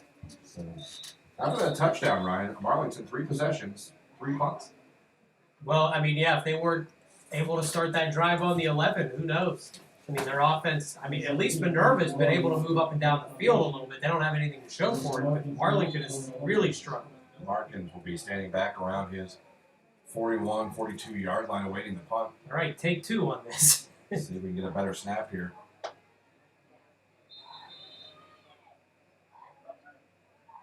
There's the snap, much better. There's the punt, much better. Is going to Markins muffed it. It's going to be recovered by Marlington, I believe. A second straight turnover for Minerva. I believe they got it. I don't see how they didn't. No, they said he got it okay. back. No idea. Congratulations, Garrison Markins. I don't know how you pulled that off. That was impressive. I have no idea how he got that ball. Boy, as he was fielding that punt, it just didn't look like he had even a good angle to catch it with everyone coming around him, and he muffed it. But luckily, that wasn't the second straight turnover for the Lions. So here comes the offense back out. There's 8:08 left to go in the first half. We're going to have it 1st and 10, ball on the 45-yard line, I believe. So good field position to start for the Lions here. This will be their 5th possession of the first half. First and 10, the ball resting about 45 Run it yards. twice. They turned it over on downs, and they fumbled into the end zone. I formation. They turn. Common gets it. Tries the right side. Common running hard. Fights forward. Ends up Let's getting see a how many couple. they give him. Number 10, Bosnia. He falls hard out of bounds. Any comment on the carry for Minerva? Give him up to the 40, is it the 48 they're giving him? Yeah, the 48-yard line. Comes up second down 8. Scored paid after the first quarter. Malvern up 14-0 over East Canton. There's 7:43 clock running in our first half here in this game. 7-0 Marlington over Minerva. Second down and 7 to go for Minerva. Ball on their own 48-yard line. I formation again. Cassia hands off to Common. Common busts through the line, gets it up into Marlington territory. He'll fall down around the 48-yard line, setting up a 3rd and short for the Lions here. So, yeah, it's pretty much been the Common show. Got 15 carries already in a quarter and a half. He's got to be. Usually, close. I thought he bad when I was have to close start to actually adding them up instead of just being able to look at it. So here we go. 3rd down and 2 for Minerva. I formation. Tight ends everywhere. Power toss to Kami. He's going to try to get the corner, get the first down. Breaks forward. Falls forward. I think he's going to be short. He's going to get positive yardage, but don't think he's going to have quite enough. But that might be short enough distance and a place in this game where for Minerva, I'm just going to give it to Common one more time. Yeah, it should be about, what, a 4th and 1? Yeah. I mean, kudos to this offensive line for Minerva. They've been playing hard here in this first half, these big guys. Oh, There's a penalty on the play, so forget the 3rd and short. Let's try a 3rd and long. Must have been a... Some personnel change coming in now for Minerva, as they probably had their short yardage guys in. Now they got a Any word of 13, so it was a 10-yard penalty, so it must have been holding. So 3rd down and 13. Ball on the 42-yard line. 2 receivers, 1 to each side. Tight end to the right. Castia back to pass. Has a pocket. Throws it looking for his tight end, but it is not a decent throw. It falls over everyone's head. It looks like Minerva is going to have to punt it again. Unless they stay out here. Now, I can't do that now. Castia just, when he dropped back to pass, everything was going wrong. His footwork didn't look right. The way he set didn't look right. He let it rip anyway, as you have to do. So another punt coming up. And Marlington now will get the ball. Boy, this is kind of turned into a bit of a stalemate. It has. There's the snap. There's the punt. It's a knuckleballer. It's going to go bounce around the 30 and going to roll down to around the 26-yard line. Minerva will touch it, and that's where Marlington will take over. First and 10 from the Marlington 26. All right, if you're Marlington, it's time for Conradovich and this offense to get going. Yeah, I would think. I mean, they've had a couple chances. Evidence has, been a victim of a couple drop passes. He put a little too much on couple other passes. So let's see if they can get it together. Let's see if they can get Hooker going. He has not had anything big except that one big play that was called back that doesn't count. So let's see what happens here. Fifth possession of the night for Marlington so far. Their first possession was a 5-yard run from Hooker. Then a punt, then a punt, then a punt. Yeah, the under. So here we go. Trips right, receiver to the left. Evidence in shotgun. First and 10, they're on 26-yard line. There's a get to Hooker. Hooker breaks There away, he 30, goes. 35. Up to around the 30, back at the 36 or 37. A little more than I that. think they shortened him on that one a little bit. Still got a first down. But one of the better runs of the night by Hooker, and maybe this is the drive that wakes up Marlington a little bit. First and 10, ball on their own 36-yard line. 6:12 left to go here in the first half. Clock running. Evidence in shotgun. Back to pass. Gives it to Hooker again. Hooker looks, takes it up to maybe the 39-yard line. A yard or two on the carry there. I'll keep the clock running as we are now under 6 minutes left to go here in the first half. 7-0. Marlington on top of Minerva here. They have 13-10 WDPM. Evidence marks out the signals. We're going to have 4 wides, 2 left, 2 right. Hooker back there in shotgun with Evidence. And it feels like it's been turned up a little bit here by Marlington. Second down. They run the option. Pitch out to Hooker. Hooker over the 40, over the 45, over the 50. 45, tackled inside the 40. They actually mark him down. They're giving the 39-yard line. It's a nice run by Hooker into Marlington territory. He gets down to the 39-yard line. First down, Dukes. Trips left, receiver to the right. Evidence in shotgun. First and 10 on the 39-yard line. Hooker gets stopped there by the quarterback, Costia, who also plays an outside linebacker, D-end. Jarrett Curtis on the stop for the Lions. Good job there. A lot of times you see quarterbacks and they're playing cornerback or safety. Costia, Nope. outside linebacker. I'm coming at you. Yeah. Second down 11 after that loss of 1 now. Evidence in shotgun. Hooker to his right, Trips to his left, receiver to his right. On the 40-yard line is the ball. It's second down 11 under 5 minutes left to go here in the first half. 7-0 Dukes on top of the Lions. Evidence yells out the instructions to the lineman. Looks things over. Minerva showing a blitz. Evidence going to call his own number to the 35, still on his feet inside the 30 and goes out of bounds. Nice play call there. Connor Evidence takes it from the 40. They're going to mark him down around, I believe, right at the 29-yard line, it looks like. So, Coach Step must have seen something there as they had him switch to that play. That was a good run there. A nice play design, like you said. They saw something and they just let him keep it. So third down and 1. Ball on the 29-yard line. Evidence in shotgun, Trips left, receiver right. Hooker next to him in shotgun. Our Evidence takes the snap. Turns, hands off to Hooker. Hooker will get the first down, trying to go forward. Down here to maybe the 26-yard line. Move the chains, first down for the Dukes. We're getting a little late here in the second quarter, and the Dukes are on the move here. Maybe hoping to get their second score tonight at 7-0 with 4:30 clock running left to go in the first half. Halftime will give you scores from around the area. We'll give you stats from the first half. We'll give you a preview of tomorrow's game between McKinley and Massillon as well. First and 10, ball on the 26-yard line. Evidence back to pass. Looking, wants to take a shot, will take a shot, throws it up. It's going to be incomplete. No flags. Evidence pass intended for number 2, Brendan Hamilton. On the coverage there for Minerva was number 24. Chance Martin, though. Good coverage, even though he never looked back to the ball. He never really interfered with the receiver either. Evidence having a rough start. 1 of 7 so far for like 6 yards. That's unlike him. Usually he's pretty crisp. And we heard Coach Galling in the pregame interview saying they got to let him rip a little bit. Yeah. Second down and 10, ball on the 26-yard line. Evidence in shotgun, turns, gives it to Hooker. Hooker tries to get it inside the 25. Give him the 25. So maybe a yard on that play. Because we're now under 4 minutes left to go here in the first half.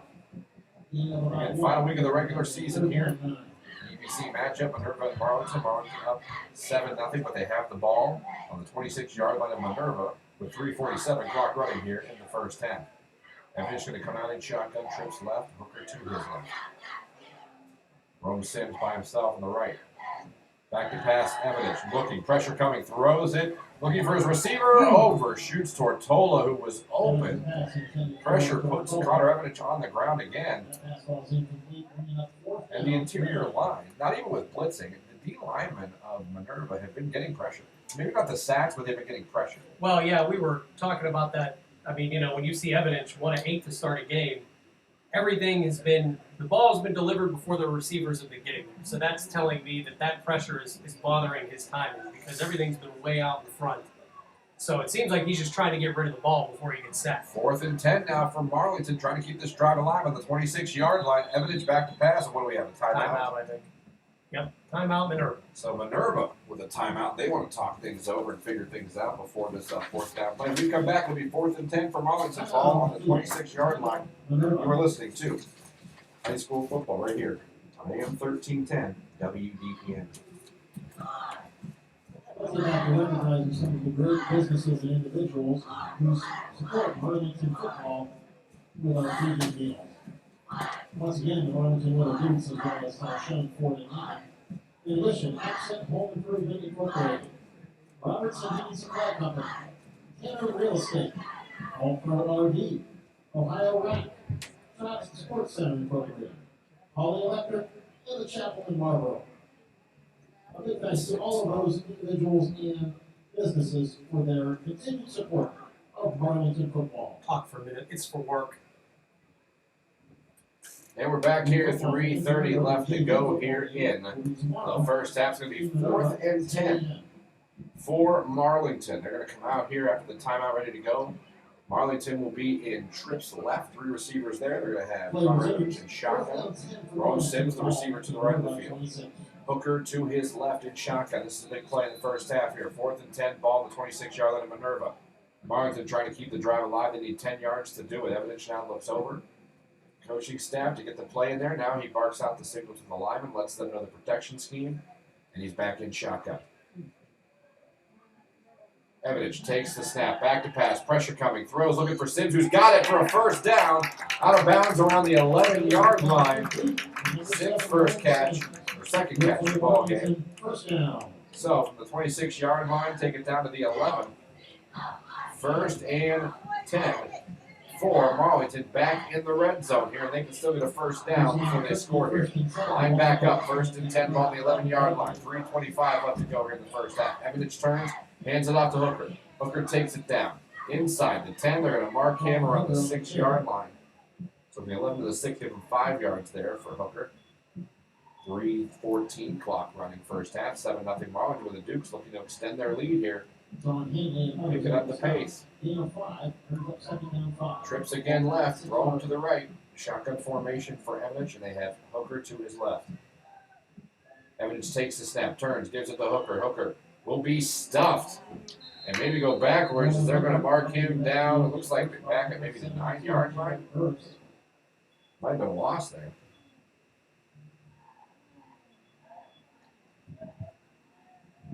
They'll mark him back. It looks like the 9-yard line. 3rd down and 8, ball on the 9-yard line. So they got to get to the 1 for a first down. They can just score a touchdown. Either way, that would be helpful. 3rd down and 8, trips left, receiver right. Rome is by himself. Evidence rolling to his left, looking, throwing towards the end zone. Has a receiver. It is caught, and that should be a touchdown for Marlington. Touchdown, Dukes. Tortola with the score. First touchdown pass of the night. The Dukes extend their lead. There you go. That was a good drive for them to get down the field, mix it up with the run and pass, and that looked more like Marlington's offense that we're used to seeing, as they're going to get a touchdown here to extend their lead with just over 2 minutes left to go in the first half. Nice drive, nice ending, and Connor Evans, like you said, getting the touchdown pass. 3rd completion of the half, but it was a touchdown, so he'll take it. I'm sure he's not too worried about completion percentage when the score is 13-0. Tortola with the catch for the touchdown. The Dukes extend their lead to 13-0 with the extra point pending. There's 2:18 left in the half. Minerva will get the ball back. They have 2 timeouts left. Minerva, Ryan, not really the offense that has kind of like a 2-minute option on it. No, this is they got to be careful too. You don't want to get back there, start throwing the ball around, and get uncomfortable, and maybe have a turnover. So I'm really curious to see what Minerva does with 2 minutes or so, give or take, left in the first half. Excited for a touchdown. I think they have a penalty on Marlington. touchdown? Yeah, he did a little celebration. Oh, God forbid. So McKenzie Laurie will kick the extra point. Maybe you just apologize to their team after the game if you hurt their feelings celebrating. Like, I'm sorry that I had The fun. extra point is up. 14 nothing. Is your score. And the Dukes are up 14 nothing. 2:18 left to go in the first half. We're going to come back with the kickoff. You're listening to high school football right here on AM 1310 WDPN.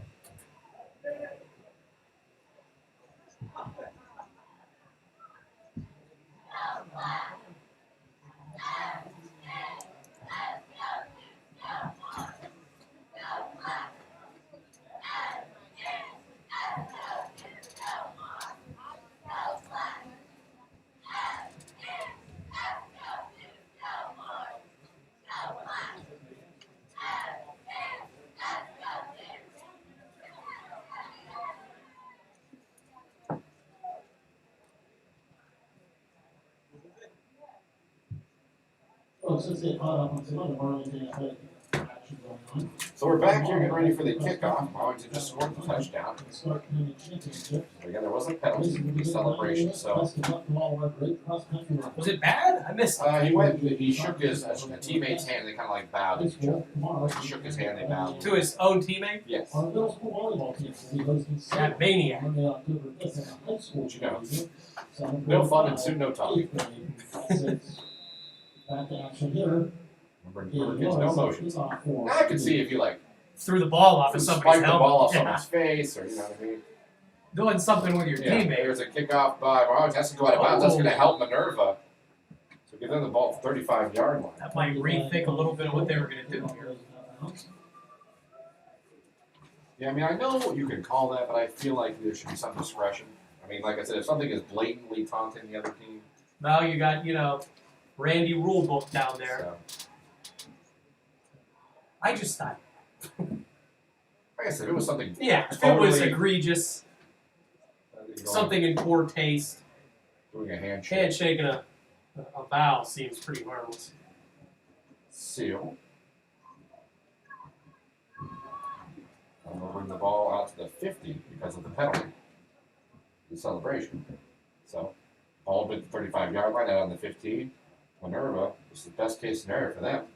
They end up with the ball on the midfield to start this drive. And they still got 2 timeouts left. 2:18 left on the clock. This seems like this will be a lot more manageable for their offense in a 2-minute drill. So here they go. Minerva getting lined up here. Ball in midfield.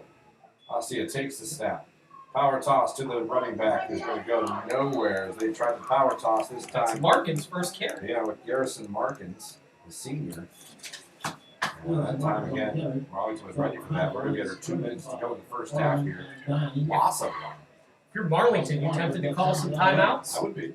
If they run again? I would throw an offense. I've still got 3 timeouts. 150 though. Clock continues to run. Maybe we'll see what they do on this play. Common back in the game, I formation. Costia takes a snap, power toss. Oh, it's going to be a Oh, man. So- That's not how that was supposed to work. Common. We're trying the quarterback throwback, but I think Common and Costia were confused on the route. I like the attempt. I like it too. It was actually a good play. I thought but a they good were time going to to do call that. it. Yeah, and I thought they were going to do that earlier in the game. I'm like, maybe eventually he'll throw one. I mean, he did. But it looked like Common almost expected Costia to set up like a wide receiver screen, Yeah. and Costia had He turned up. he put the jet route on. Yes. Not a bad idea. I mean, I don't hate the idea. No, I they don't- just weren't on the I same don't blame page. the call, especially where they're at field position wise in the game. 3rd down 11. That stopped the clock for Marlington. Costia back to pass, play action pass. He wants to go for it. Throwing it for his tight end. It's there. It is caught. Did he catch it? He Yeah. did. First down, Minerva. They finally hooked up with his tight end. That is number 36, Eric Murray. First down, Lions. They will take the ball all the way down to the 26-yard line. The clock's running again with 1:27, but Minerva still got 2 timeouts. How about this from Costi? He's got 2 completions, both are over 20 yards. High formation. Play fake again. Back to pass. Feel Max it. protection. Costi throwing, looking Oh. for his receiver. Nice play defensively That was beautiful. by Sims to play that one. The receiver for Minerva's down and hurt a little bit. He laid out really, really strong for that Oh pass. yeah, both players dove. Max effort. Not sure. I didn't see anything that looked. But they're going to check out on the receiver right now. Is that Mankins?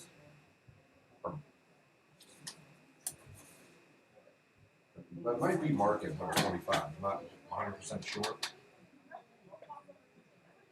But he's laying on his back right now. I'm not sure he knocked the wind out of himself. I would think maybe that. Because they both laid all out. Oh, The yeah, DB that and the would- receiver. It was, like I said, max effort. Would have thought it was the last play of the Yeah. Super Bowl there. Both of them Yeah, I think wanted he that got the wind knocked out. Yeah. of him. He's up and walking the sidelines. So I know it's not like a major injury, but you can't breathe. I've for a had second. the wind knocked out of me multiple times. It's not fun. It is. You think about things for a minute. Yeah. So he's going to come off and literally catch his breath. I remember the last time that happened to me playing sports, and I laid there and I went, oh, there's no oxygen. This is bad. I seem to need you. I see. Oh, it'll shake you up a little bit. I found in my time on Earth, breathing's kind of key to life. I prefer to breathe Yeah. more times than not. I found that I lived better when I was breathing. Yes. Yeah. I like to take multiple breaths a minute, Yeah. honestly. It's fun. It's greed, but whatever. Thank you, oxygen. Thank All you, right, second trees. down and 10. Will Costi in all kinds of trouble, but it was a screen, and it was not there. He missed his tight end. They sent their tight end in for a middle screen, and Eric Murray was there, but the lineman might have wanted to hold their blocks for another half second before they let him go. That's not exactly been easy. Their timing, for the most part, just seems to be a little off. Now, they do have a couple completions. Like, it's funny to me that Costi's only 2 completions went for plus 20 yards. But those other intermediate routes, we've seen it drop touchdown, 2 of them, really. Yeah. I mean, they just really haven't been able to get it going consistently. Ball at the 26-yard line of Marlington. Here comes Minerva on 3rd and 10. Minute 8 left to go in the first half. They're down 14-0 to Marlington. I formation. Play action fake. Max protection. Costi has a receiver. It's caught again inside the 20. Down inside the 10. He's still on his feet. They're going to mark him down inside the 10. Right about the 9. I'm still trying to find out who caught that ball. It's on the far end. I think he's shaking up. Was that the tight end again? Yeah, that was Eric Murray again. Another catch. He's going to catch his breath now on the sidelines. Again, max effort by Murray for that play. Costi's already attempted 10 passes in this half. That's got to be more than he usually averages in the first half of games. Eric Murray seems to be his main target, too. Minute 01 left to go. First and goal from the 9-yard line. They hand it off to Common. Common will get it maybe to the 7. No, make that the 8. He is stopped.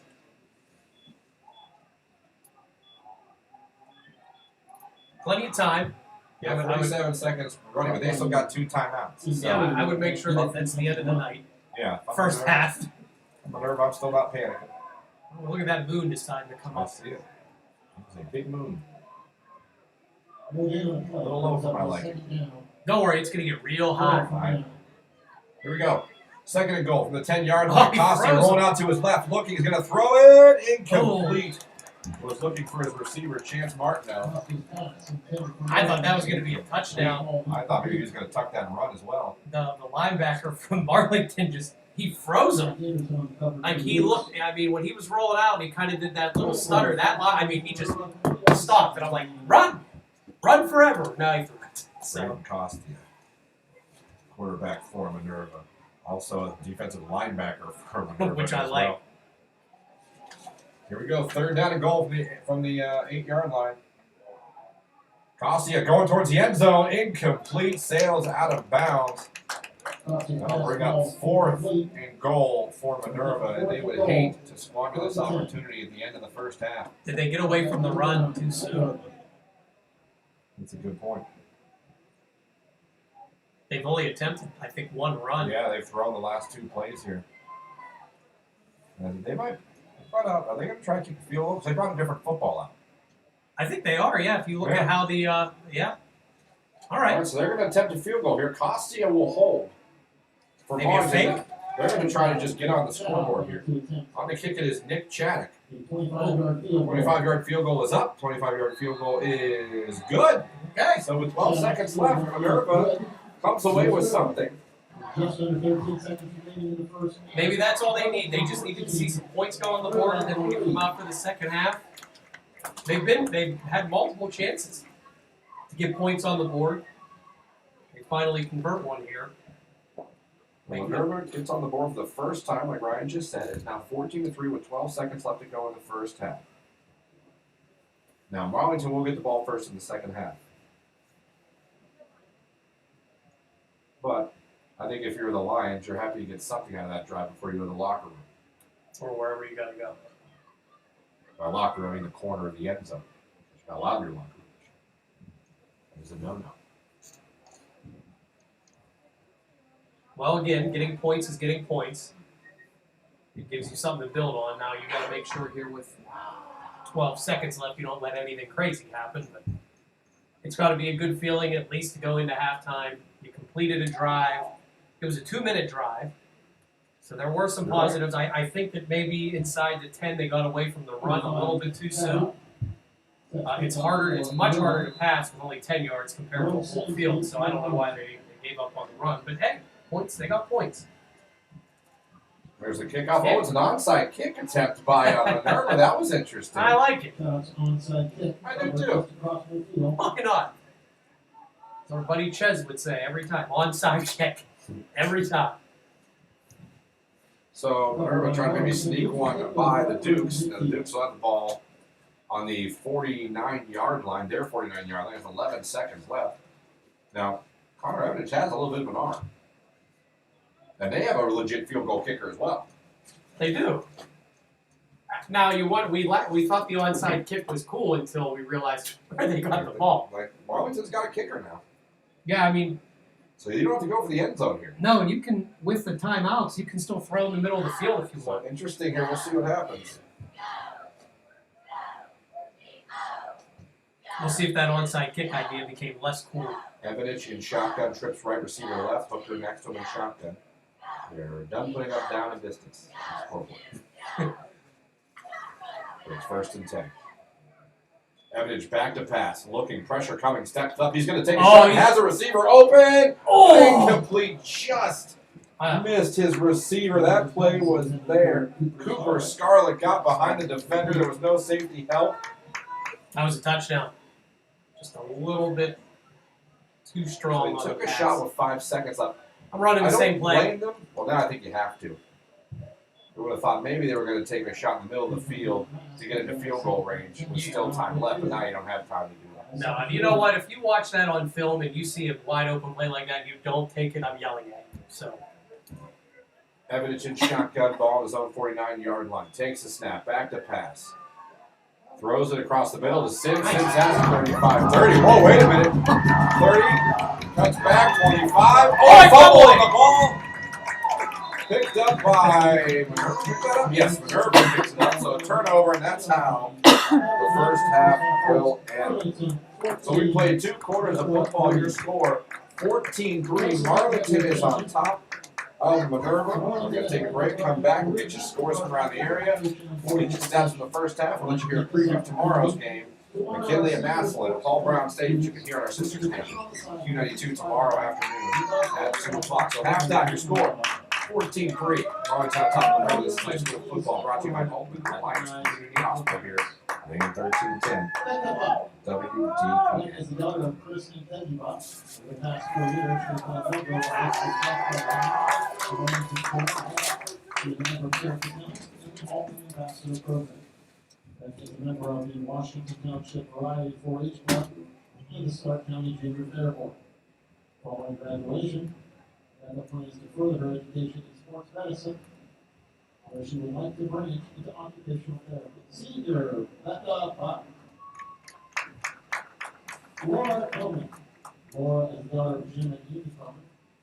Laura is a member of the varsity softball team, president of Character Counts, senior class president, a member of the National Honor Society, Rotary Interact Club, student council, and the Altman Ambassador Program. is also active with the Marlboro Christian Church Youth Group and the Youth Leadership Academy. Following graduation, Laura plans to continue her academic and softball careers at Minerva College, where she plans to study physical therapy. Senior Laura Coleman. Delaney Vickers. Delaney is the daughter of Dion and Stephanie Vickers. She is a former varsity cheerleader, a member of Wink Crew, drama groups, pep club leader, and office aide, and has been in numerous performances at Carnation City Players Guild. Following graduation, Delaney plans to apply for the Disney College program through Pitt State University while studying special education. Senior Delaney Vickers. Ladies and gentlemen, please join us in congratulating these fine young women on their accomplishments, and we wish them continued success in their future endeavors.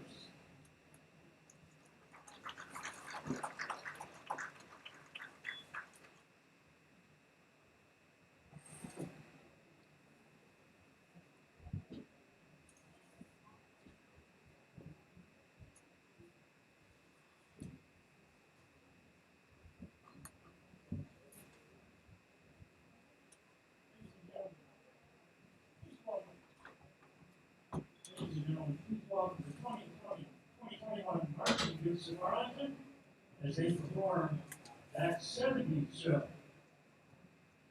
First number we're going to do is by Queen from their 1978 album Jazz. And welcome back here to halftime at Marlington High School. Your score 14-3. The Dukes up over the Lions here. Ryan Alessio, Christian Bigglesworth here, bringing you the final week of high school football regular season as the playoffs begin next week. Let's give you some scores from around the area here from our scoreboard here. As I refresh here on my laptop as the Marlington band is performing right now. No scores? Well, if you look at the screen I'm looking at right now, you can see my issue. Oh, yeah, they think there has been no action yet. Yeah. I got you. Yeah. So, well, I want to give you here from our games we're doing here. At halftime, Alliance 13, Salem is 7. So Alliance up on Salem 13-7. There we go. Now we're cooking with fire. We were at Jackson at halftime. They are tied at 7. Perry at halftime is up 28-0 on Glen Oak. Perry, number 1 seed in their region. Let me see, West Branch, who, and this is for the championship game for the EBC, up 24-7 over Canton South. Lake and Green tied at 15. St. Thomas Aquinas 13-0 over Canton Central Catholic.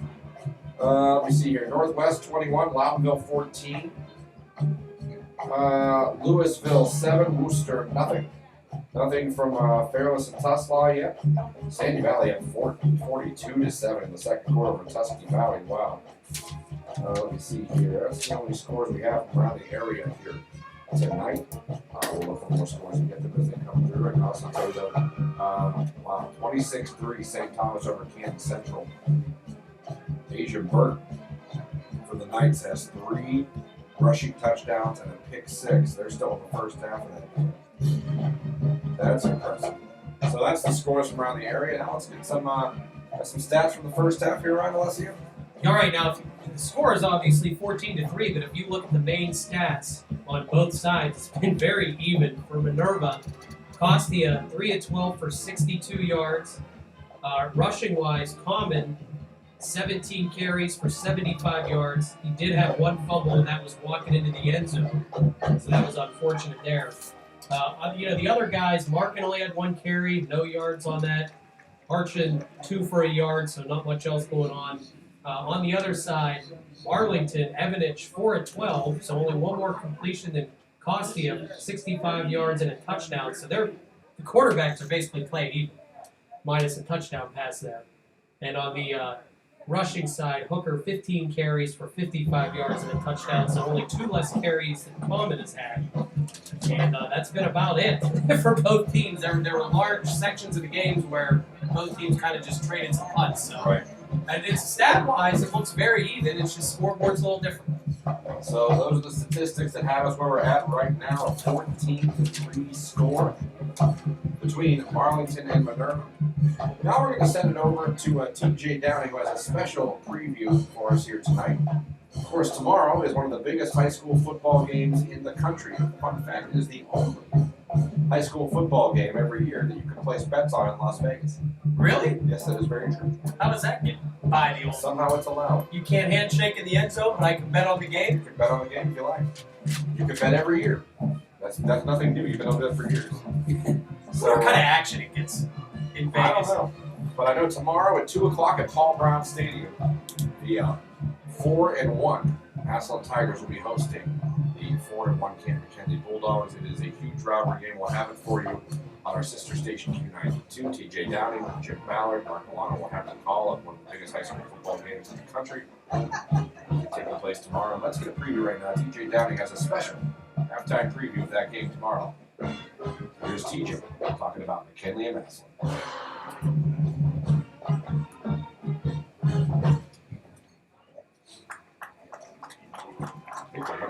I think we're winning. We're not winning. We're winning. We're gonna be We're right second place, yeah, because I'm checking everybody and they're like, but yeah, they're good. Just like that. The last number, like this, I don't think the second half is going to be much different. This is shouting out loud.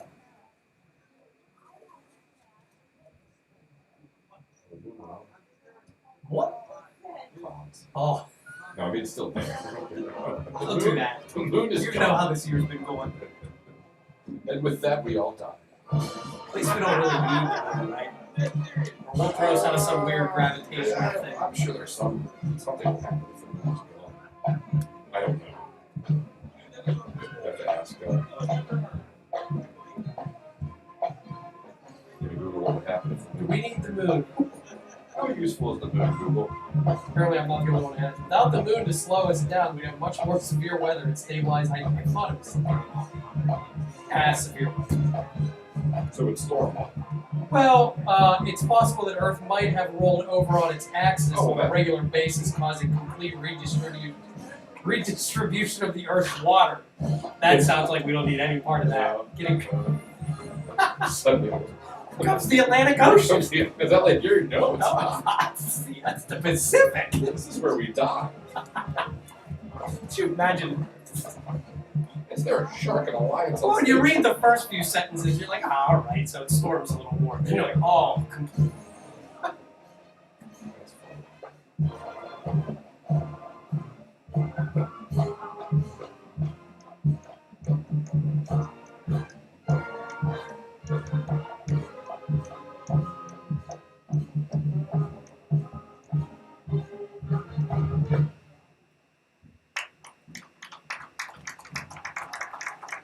Clap so hard, right?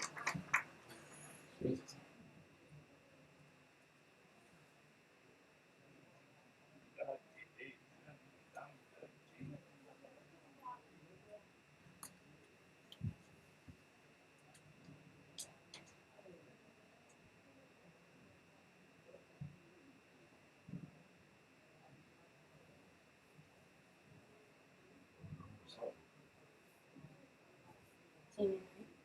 Oh, is that they're acknowledging the seniors? What is that? Is there sound on it? By the way, I didn't hear everything we're saying. We didn't swear. No, we're just idiots. That's Yeah. not a crime. I'm enjoying it. It'll be the first time we've been called. 6 times on the way here. And I could be an idiot, because I don't think Ladies and you're. gentlemen, Just trying to pump gas. Like, what are you doing? Department of Administration you doing? Board of Education. I did almost get into a wreck pumping gas. Our senior band members and parents. I was pulling into the pump that I wanted, and some lady was like, I need it. I mean, she came around like a bat on it, and she froze. I'm like, she's like, I'm sorry. She was willing to. She was trying to exit the gas station in a very poor fashion. Mario was the son of Anthony Bauer and Kelly Bauer. He is a member of the marching band and automotive technology career tech program at Alliance High School. Following graduation, Mario plans to attend Stark State College to pursue an associate's degree in automotive technology. Senior saxophonist Mario Bavo. William Cameron. William is the son of Betty Craven and William Cameron. She is a member of the marching and concert band. She is also a member of the oil and gas career tech program. Following graduation, William plans to attend Yeah, some of these games just now want that. Oh, yeah, we're in good shape. Oil and gas industry. Senior clarinetist, William Cameron. Karina De Leon. Karina is the daughter of Robert De Leon. and No, Clara the score was Contreras. working. I thought you were going to say that. She is member of the marching Oh, no, no, band, that audio killed me. National That was the Ensemble, what? Jazz Ensemble. When that website wasn't And working, I was afraid you were going to say that website in the air. Corral. Thought he would kill me. Karina is also a Because he member hates of the them. academic Oh, does he? team He doesn't want to and use Club. that website. Following graduation, He doesn't ever want that mentioned. I don't even know what site you're looking You're at. like, oh, I thought they were don't say it. I told you not to use it. What are we gonna do? Sign up for Max Preps? You gotta pay for that. Haley Oh, that Hirschberger. website? Friday Night Ohio. Haley is the daughter of Anna Ward and Sean Hirschberger. She is a member of marching band Yeah, and varsity that'd be like us, choir. be like, we're getting our scores from Following WHBC. graduation, she plans to Oh, okay. college to pursue a career in veterinary medicine. Senior mellophonist I tried to get stats from them. They weren't having it. Ashley Carter. Ashley is the daughter of Dave and Mary Carter. She is the field commander for the marching group. Ashley is a member of National Honor Society, French National Honor Society, and the Tri Music Honor Society. She is a night crew leader, a member of Rotary Interact Club, the Academic Challenge Team, and the varsity swimming team. Following graduation, Ashley plans to attend Case Western Reserve University to pursue a degree in law in genetic biology. Senior Field Commander Ashley Carter. Nicholas Watson, and the son of Todd Watson. He is a member of the marching and jazz bands, and is also a member of the Automotive Technology Career Tech Program at Alliance.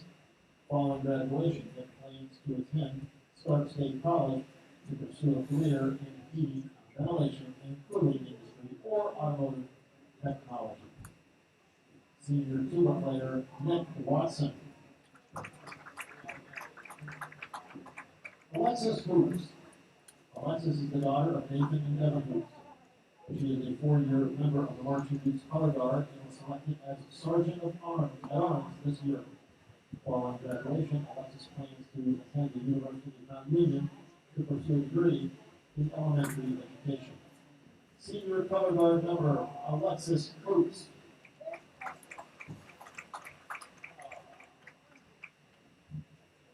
Chance Gaskowski. And we're back here at Marlington High School as the teams are coming back on the field. So are the referees. We're starting the pregame stretch before we kick off the second half. They're currently acknowledging the senior band members here as it's senior night at Marlington High School. So we have those festivities going on. Of course, shorter halftime this season. Only 10 minutes as opposed to normal 20. So the Marlington band already performed. And like I said, they're recognizing the senior band members that have spent their high school years here performing for the fans. For the final time of the regular season. They'll be back next week as the playoffs begin in Marlington. Like I said, they're in the playoffs, everyone's in the playoffs, but they have themselves a home game next week.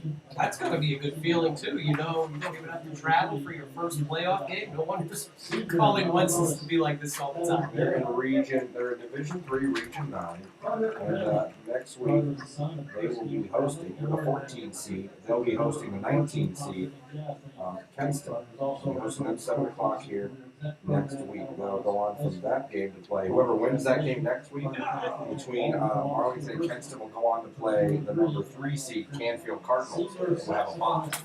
So that's what Marlington's up against next week. Kenston, who a couple years ago, as Coach Golden said, was a state championship team. Yep.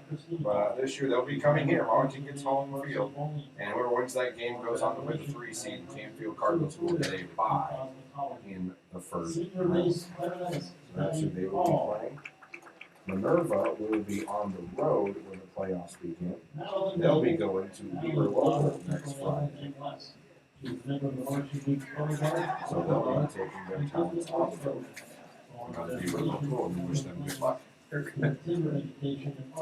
So on the field, we got a West Side Story book. They want to play football. And the PA announcers and everything would love to continue senior night. Now the referees are like coming to the middle of the field. Oh, the captain's got to be. The captain's have to be.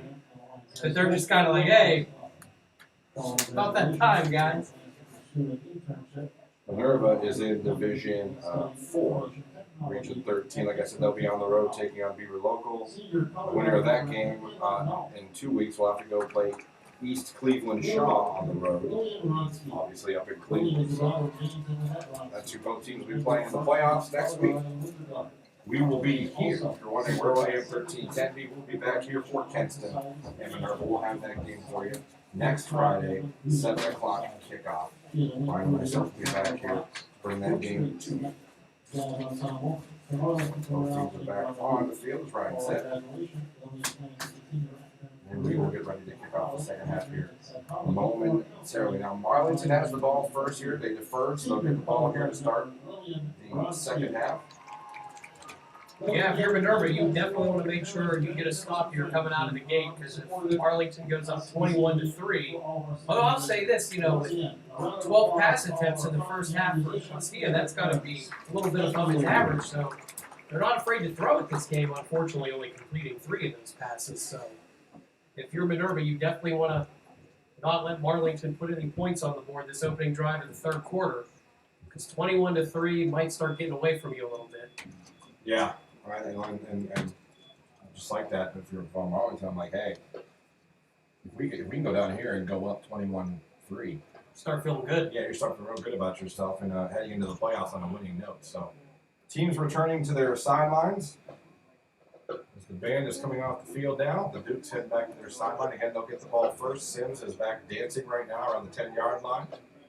They'll throw a flag, don't have any fun out Kind there. of a salsa, if you will. Well, the game's not started yet, so he's lying. I don't know what the rule. You never know. Look, that ref's running down there right now to yell at him. It's kind of like the movie Footloose. Well, he's still dancing. No dancing and no He talking. just high-fived his teammate. So there we go. That's the end of that. So we're set to go. Sims will be around his 5-yard line awaiting the kickoff. Minerva's back on the field. Marlington's back on the field. Refs are back on the field. And we are set to go. Fun fact we learned during halftime, and usually get it, we'll just tell you, the moon is very important to us. If the moon went away, there'd be problems. Yeah, the Earth would actually might rotate on its axis and, as they said, redistribute the water. Onside kick by Minerva. They tried it a second time. Unsuccessful. And now Marlington's going to have the ball midfield here. So Minerva thought, well, why don't we try it again? Well, it didn't work the first time. Or the second. Now, Well, you're down. You don't have the offense to throw it around the field this whole second half. You just don't. So maybe their thought was we could sneak a possession. Sure. And maybe sneak an extra in here to start that. Maybe they could get down there and make it 14-10. It's a whole new ballgame. Now, your defense really needs to step up. You put a lot of pressure on him on your defense to start the second half. 1st and 10, ball midfield for Marlington. Evans takes the snap, hands off the hook. No, he keeps it up. The ball's fumbled, and Minerva falls on it. So, all right. Worked out anyway for him. That is Sure recovered did. by Sean Hamley, the 6', 250-pound senior for Minerva. So another turnover. That is the second turnover for Marlington. How about that? That's how they drew it up all along. They said we're going to kick this onside kick, miss it, and then get a fumble. Here come the Dukes. No, here come the Lions. The Dukes just fumbled the ball. Wow, interesting way to start the second half. Here comes Minerva. They've got a great opportunity here. 1st and 10, ball at the 42-yard line in Marlington territory. I formation. Costi going to hand to the fullback, who will go up to maybe the 39-yard line. Or 41-yard line. Man, Minerva really needs to get in the end zone here. Maybe even another field goal to get it to a one-possession game. And touchdown would really, I think, swing the momentum. They didn't even give him the 40. They gave him 41. 41. Yeah. So 2nd down and 8. A long 8. Minerva, you're right, Ryan. You hate to not take advantage of a situation like this. 11:26. Clock running 3rd quarter. 14-3. Minerva trails Marlington. They hand off to their fullback again. This time he gets a hole. Takes it inside 35. He's still on his feet. And he's finally going to be marked down. He's going to be at the 30-yard line. So 10-yard run, basically, by the fullback. Khalil Lou. So 2 straight fullback runs. by Minerva. Move the chains. First down Lions. First and 10 on the 30-yard line. Under 11 minutes to go in the third quarter. If you're just joining us, Marlington got the ball to start the second half. They fumbled on the first play of that series, and here comes Minerva in Marlington territory. Tight end in motion from right to left. Handoff again to the fullback. No. Somehow that ball, it was a keeper. He never had. Oh. He fooled everybody. Costia takes it all the way down to the 24-yard line. So a great play fake to the fullback. And Minerva. A little bounce in their step right now. Oh, you got to feel great after getting that fumble. I mean, because you missed the onside kick, you got to be thinking, man, now we got to defend a short field. Is this going to be it? And then, man, you got to have all new life now. Second down and 4. Ball to the 24-yard line. I formation. 3 tight ends. They turn. Give it to Common. Common falls into about 3 defenders from Marlington. They'll give him the 18-yard line. No, they won't. The 23-yard line. Stopped by Isaiah Harrison. Common, who carried the ball many times in the first half. Yeah, I mean, he had 17 in the first half. That's a large day's work. That's a whole game. Third down and 4. Ball on the 23-yard line. Under 10 minutes to go in the third quarter. Minerva trails 14-3. But driving here with their first possession of the second half. Costia turns. Going to be a power toss short side to Common. Common inside the 20 lowers the shoulder, and it looks like he's right there. They say 17. First down. Looks like the 8. They get the 18. So, So, first down, another power toss for Common. And the drive continues for the Minerva Lions here with 9:33 left to go in the third quarter. Minerva down 14-3, but driving. Nice looking drive so far, too. Nice combination of using Common, using the fullback, quarterback sneaks. First and 10, ball on the 18-yard line. Minerva now in the red zone. Costia turns, hands off to the fullback again, falls forward, down to, looks like the 16-yard line they'll give him. 36, Eric Murray on that carry. Rashawn hits on the stop. Score updates, 20-0 Malvern over East Kent. That game just going to halftime. 26-10 St. Thomas over Kent Central. I believe that's a halftime score as well. Second down and 8, 2-yard carry. Under 9 minutes to go here in the third quarter. Costia under center, I formation. Receivers to each side. Costia tries to toss to Common again. Whoa, pancake block, but it's going to be a holding. Oh, yeah. As Common didn't get much anyway, but they're going to get number 72, Jared Burris, the 6'2", 295-pound senior lineman for a hold there. As it was done right there in the open with the official. There was no other lineman to hide behind. We did. As a lineman, I'd understand that. You can do that when you're in the weeds with everybody.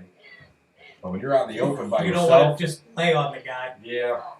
So back up Minerva. That's a costly penalty for the Lions. It really is. They were doing so well. They were disguising all their runs, using different people.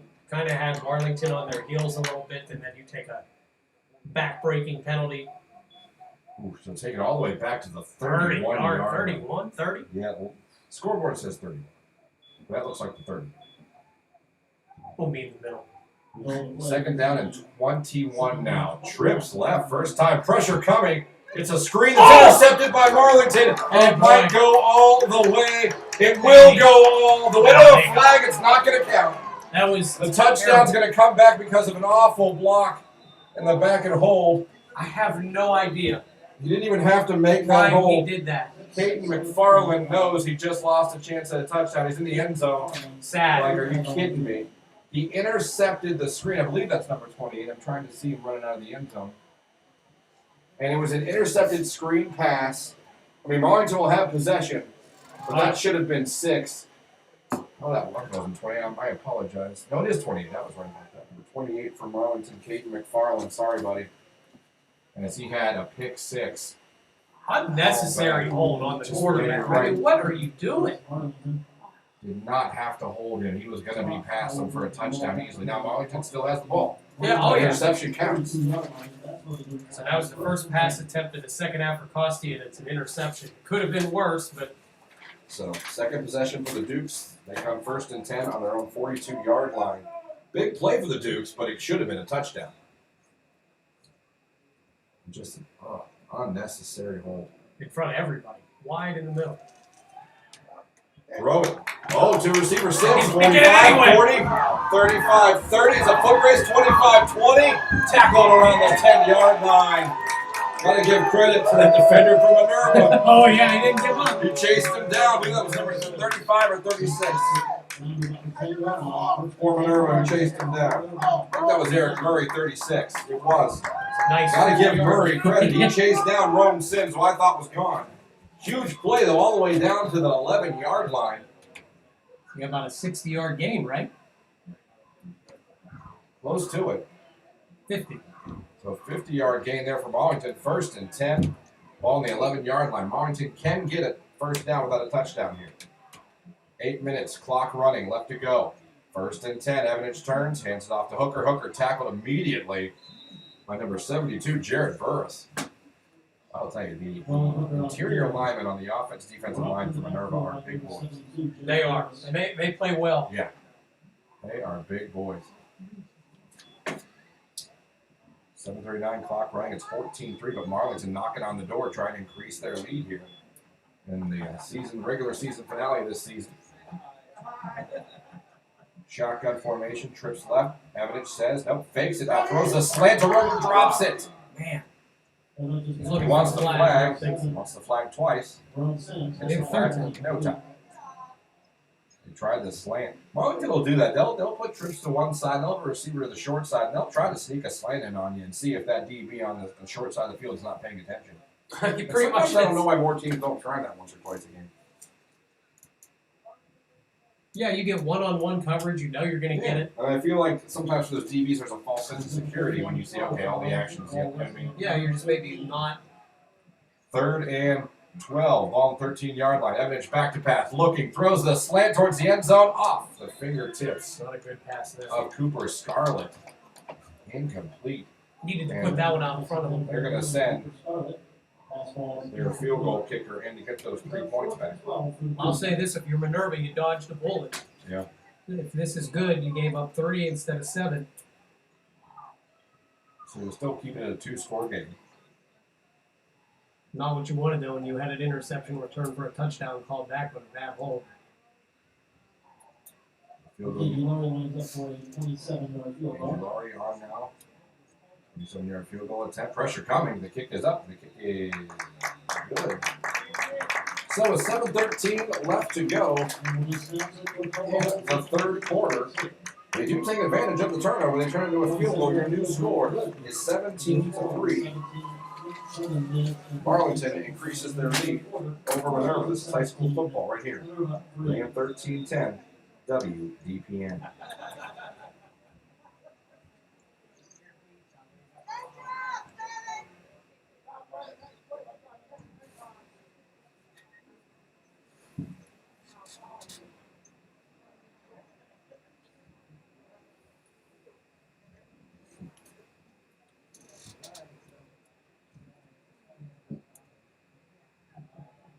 Some scores from around the league. West Range versus Kent South. The Warriors in the third quarter lead Wildcats 30-14. Early in the third quarter, Alliance 14, Salem 14, Alliance 13. And the non-league league. Welcome back to Marlington High School. Your score 17-3. Duke's on top of the Lions. Brian Alessio, Christian Bigglesworth here on AM 1310 WDPN. High school football presented by Altman Orthopedics and Sports Medicine at Altman Alliance Community Hospital. Kickoff about to go down here as Minerva now finds themselves down 14 points again. What an exciting start to the third. We've had some action. So Marlington to kick off. And we are back underway. There's the kickoff. It is going to send a return man for Minerva. Deep, you should probably stay away from that. He's going to pick it up. 5-yard line, runs backwards. Shouldn't have done that. Now taking a tackle around the 3-yard line. That was a panic move, unfortunately, for the returner for Minerva, who probably should have just let it go. Picked it up. There was no real return set up even at that point because it had all fallen apart. I think the return attempt was from Chance Martineau. The only thing I can think of, he was worried that it wouldn't have reached the end zone. Yeah. And it's a live ball, but I would have probably at least let it bounce. So Minerva are going to have the ball, but they are back up. Ball on their 5-yard. They got to go 95 yards We'll see what they can come up with here. As we are 7:07 left to go in the third quarter. Minerva has the ball on their own 5-yard line. They trail 17-3 to the Marlington Dukes. Come out here. No wide receivers, 3 tight ends. Costi hands off to the fullback. The fullback takes it up, give him the 6 or 7 yard line. Not much doing there for the Lions. Clock is running, under 7 minutes to go here in the third quarter. This will be pretty key here for Minerva. They at least got to get some room if they have to punt. Seven. So 3 yards on that run, make it 2nd down and 7, 6:41, clock running, third quarter. 17-3, Marlington on top of Minerva. Break the huddle again now in at tailback is Ryder Hartshorn. They turn. Oh, Costi was going to try a fake and run, but he was tackled behind the line. That'll take him back to, what, the 6-yard line. So Be careful here. now Minerva in big trouble here as they have a 3rd down and long coming up deep in their own territory. 3-yard loss on that one. So maybe a throwing situation, like you said, Ryan. They've got to be very careful with this throw. I don't even know if I throw it. They're going to come out. They're going to go twins to the left. Costia under center. 3rd down and 9. Costia's going to hand it off. They heard you. And they'll get it up to the maybe 7-yard line. I think And that's. here comes the punt team. Yeah, you just got to play it safe there. So another punt coming up. This will be the 4th punt of the night by Minerva. So Marlington is going to get great field position again. Sims is going to be back to return this punt. Rome Sims, the junior, he's standing at about the 40-yard line of Minerva, as they'll be punting from deep in their end zone. High snap, taken. There is the punt. Decent punt. Sims is going to go up and try to grab it. It's going to take a bounce for Marlington. Oh, there's a What flag. was that? That's a block in the back. That Okay, was. I didn't even see the block. That was a very bad block in the back. Again, right in front of the officials. Yeah. Some of these penalties tonight. So that'll back up. Minerva or Marlington was going to have really good field position, but that's going to back them up 15. That was about as blatant as a block in the back as you could ever get. Some careless penalties so far Sure has from been. Marlington in this half. I'd be on the side. I don't know if I'd be yelling, but what are you doing? That to me, that's you did it out in the open, blatantly, Yeah. in front of all the officials. We got a touchdown taken off of the board because of a, useless penalty, and now they're going to probably put us at the 50? Yeah, that's going to take it back. Like I said 15-yarder. So Yeah, right there. midfield, still good field position, but you cost yourself 15. And again, the penalty didn't need to happen. That ball was dying. So it's a block you really didn't even have to make. No. Just careless penalties. So here comes Marlington. They have the ball now with 4:58 left to go in the third quarter. They're up 17-3. I'm Coach Goulding. To me, this could be a situation where I'm thinking kill drive. Yep. Back to pass. Throwing it. It is complete to the receiver inside the 45. It's at the 40. First down, Marlington. I believe that was Cooper Scarlett who caught that one. Move the chains. It kind of looks like that's what Marlington's thinking as well. Yeah, let's get down here, score a touchdown, and then you probably are feeling pretty good the rest of the way because, Minerva's had a decent drive, but they really haven't been able to do too much offensively. 4 minutes, 39 seconds, clock running, third quarter at 17-3. Marlington on top of Minerva. Trips right, receiver to the left. Nolan Hooker in shotgun next to Connor Evanich. Takes the snap, hands it off to Hooker. Hooker cuts back, still on his feet, gets it down to the 35-yard line before it's blown dead. Nolan Hooker out there. We'll give him 4 yards on that one. Clock running will be under 4 minutes to go in the third quarter before. Yeah, Marlington in control right now on the scoreboard, running clock, running their offense. Took them a little bit, but it looks like they got in their groove. So 4 minutes left to go here in the third quarter. Evanich in shotgun, 4 wides, 2 to each side. Quick wide receiver screen to Sims. Sims trying to cut back, does. 35-30. Still looking. 25, down around the 24-yard line. That is some quick feet there by Sims, the junior receiver, who might be hurt right now. He's grabbing his grabbing his left knee, and that's awful. And he's got the look of someone who knows he might have screwed something up on his leg, and that's awful. I hate to see that. He's grabbing his leg immediately after he got tackled. Yeah, he's in pain. Oh, well, to me that's a good sign. You got to just be a cramp. When they lift the leg like that, Yeah. I'm hoping, okay, that's good. And I've had cramps, and he's doing way better than I would. No, and that's fine, but initially I thought Yeah, look, the way he grabbed his knee that we were talking about, although I have rolled around with cramps like that. I've cried. Oh, it's I've incredible. actually, I teared up in bed. It's an immense pain. Yeah. The worst part of them is they're coming and there's nothing you can do. I had a cramp one time in bed. I spoke Spanish, didn't know I could. Oh, yeah, you'll say all kinds Full of sentences, actually. correct verb, everything. Yeah. Grammar. Yeah. I invented a language. They're working on Sims right now. It looks like it is a cramp situation, although that absolutely hurts. I'm glad it's just a cramp Yeah. issue. Because my initial thought was that possibly it was a severe issue. Sims a very talented wide receiver from Marlington.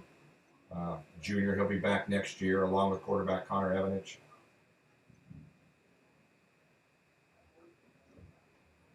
They're still working on him down there.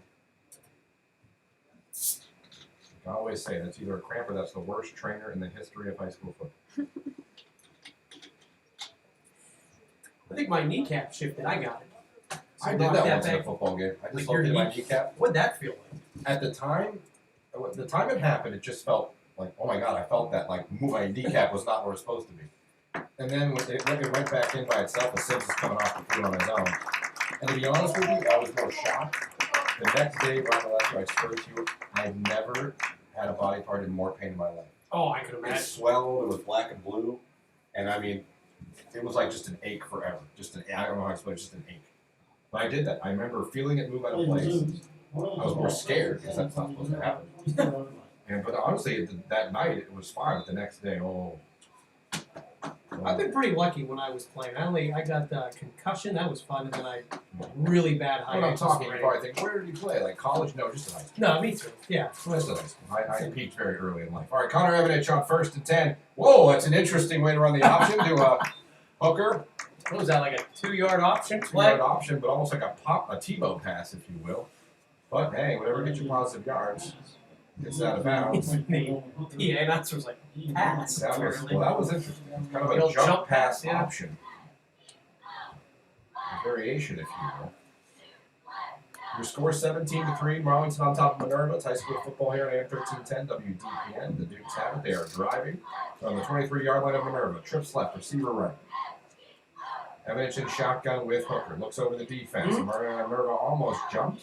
Refs say, we'll let it go. We'll let it go. He got back. Evanich has the play call now. Says something to his lineman to set the blocking scheme. Here's the snap. Back to pass. Pump fakes. He wants to take a shot. Double pump fakes. Throws it to Sims. No, he dropped it. And he is mad at himself as he slams the turf. As he thought he had a touchdown, he should have had a touchdown. I feel like we've seen a lot of drop touchdowns between the teams. There's probably, honestly, you're right, between the two teams, 4 or 5 throws that probably should have been touchdowns for both teams. You're right. Is a double pump fake, but Evanich got the ball where it's supposed to be. It was delivered on time. Yep, that was Sims just, was you so know. mad at himself, and he slammed his hands on the ground after that one. He knew he should have had that one. Normally he would. 3rd down and 9 now. Ball on the 23-yard line. Trips to the left. Sims by himself to the right. On the short side. Evanich in shotgun. Takes a snap. Back to pass.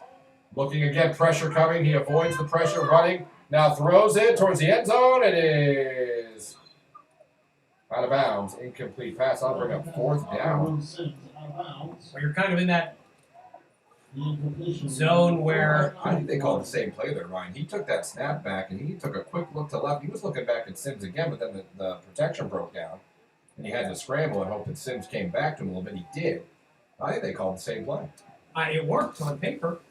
Now they are going to kick a field goal. KG Laurie to come on here to attempt another field goal. We'll be kicking this one from the 30-yard line on the right hash. 40-yard field goal attempt, but he can hit this. He's one of the better kickers in the area.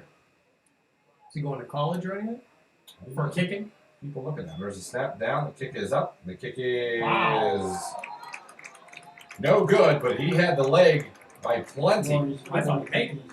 Right. Missed field goal. That would have been good from farther than 40. Yeah, still, there's the leg straight. That was, he boomed it. Well, if you're Minerva, you got away with it. You did. You dodged the bullet, so now you have the ball back. But you got to start doing something with it here. So far in the second half, on the 3 possessions from Marlington, they fumbled, kicked the field goal, and a missed field goal. For Minerva in the second half so far, they've had 2 possessions. They've thrown an interception, and they've punted. 3:09 left to go in the third quarter, 17-3. Minerva trails Marlington. They just got the ball back. They have it at their own 20-yard line. They got 80 yards to go. Looking for their first touchdown of the night. All they have is a field goal to show for their offense. They've moved the ball. They have offensive yards. They have. They just, it seems like the issue is once they get close inside the red zone, they really can't throw because the field shrinks on them. So 1st and 10. Costia going to be under center. They're going to come out trips left. This All is right. different. Receiver to the right. No running back. Wide receiver screen to Common, who gets up over the 20, 25, goes out of bounds. We'll see where they mark him.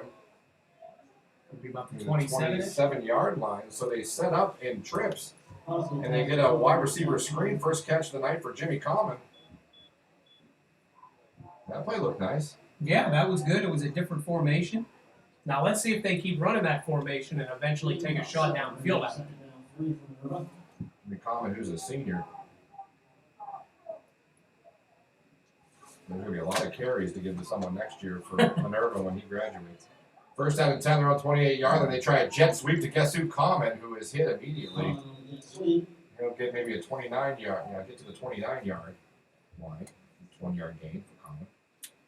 So still trying to keep Common involved, but now they're trying to find different ways to get him involved.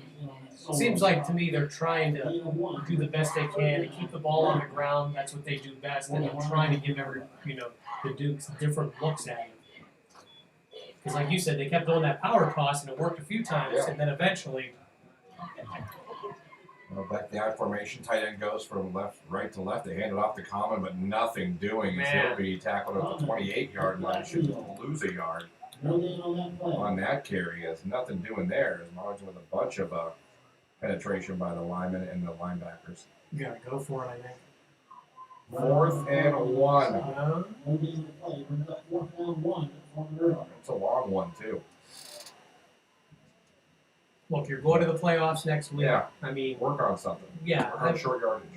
that's what we were alluding to. You got to start using this game as almost like situational practice, if you will. 150 clock running. 4th and 1 for Minerva. I formation. They're going to hand it off to their fullback. He will go forward. He did fall forward. I think he got it.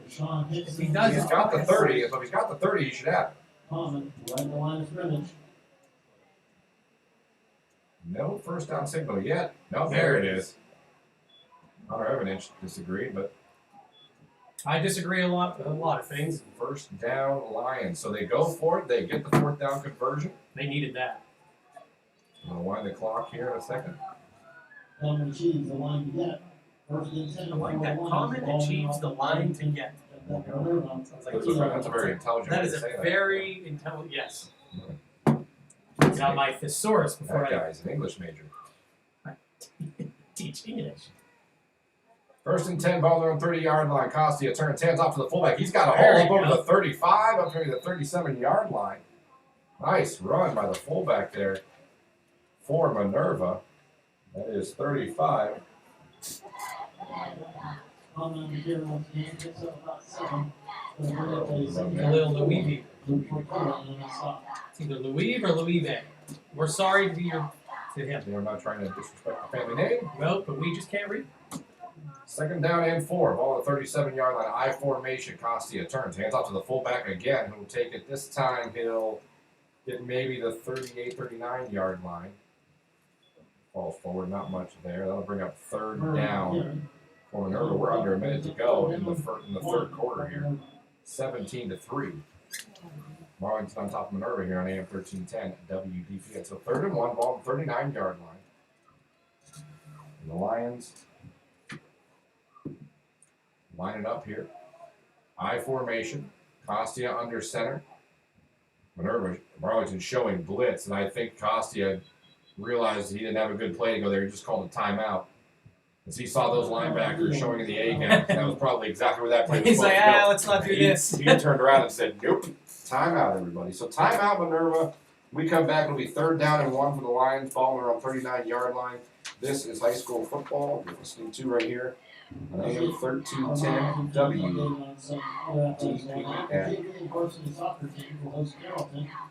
I don't know if they switched numbers, but when that fullback carried the ball, he keeps calling him Murray, which is number 36 on the roster. That's not 30, is it? No, I thought it was 35. Yeah, I thought it was 35 too. You know, I'll listen. 36 is their tight Because end. that's why I took I wanted to hear how he said it. He said Murray. Unless he's like, I'll just lie. So I ain't saying it. I don't think 36 is East tight end. That's what I mean. Maybe he read the wrong name. I wanted to hear him say. Yeah. Action here resumes. 3rd and 1 for Minerva. Ball at the Minerva 30. Timeout over here. 21 seconds left to go in the 3rd quarter. Here we go. 3rd and 1 on their own 39-yard line. Costia turns, hands it off to Common. Oh, no. Common is not going to get the first down as he is shy of the 40-yard line. That's going to bring up 4th down, and they'll probably wait till the 4th quarter to run this next play. So when we come back to start the 4th quarter, it's going to be another 4th down for Minerva. They're going to have 4th down and 1 at their own 39-yard line. That's how we'll start the 4th quarter when we come back. But after 3, your score, 17-3. Minerva trails Marlington. This is high school football here on AM 1310 WDPM.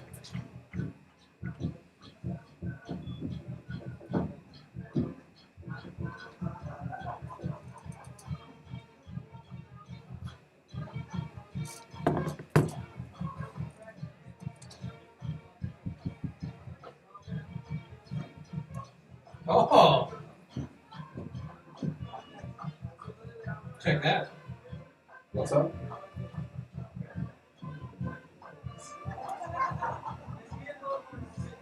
Let's say the Browns are color rush for tomorrow. How are they?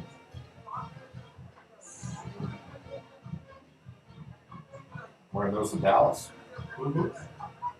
Why do I wonder why they play at 1 o'clock? Is Dallas typically? I don't know. I thought they usually played at 4.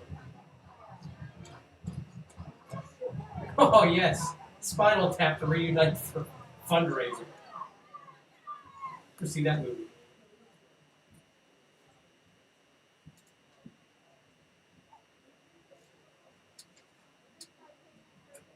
All right, welcome back here. We're about to start the 4th quarter with a 4th and 1 play for the Lions. Ball on their own 39-yard line. Big play coming up here in the ball game. All right, yeah. Costia takes the snap, gives it to the fullback, and he is not going to get it. No, Costia kept it. He dove forward at the last second, Maybe they'll. but I don't think I don't think he got it. I think Minerva just turned the ball over on downs. Wait for the official word. Coach Golding saying that's our ball. They didn't get it. They're gonna They're going to measure it. From where I'm at, I don't think he got it. But I'm up here. So something I haven't seen too many times this year, to be honest with you. The chain gang coming out here to measure. No, not at all. So they come out and we'll see if this is a first down. Big moment here in this ball game here in the 4th quarter. It's going to be 1st down and 10. The drive will continue for Minerva, or it's going to be 1st and 10 for Marlington in Minerva territory. So we come out here and we get set.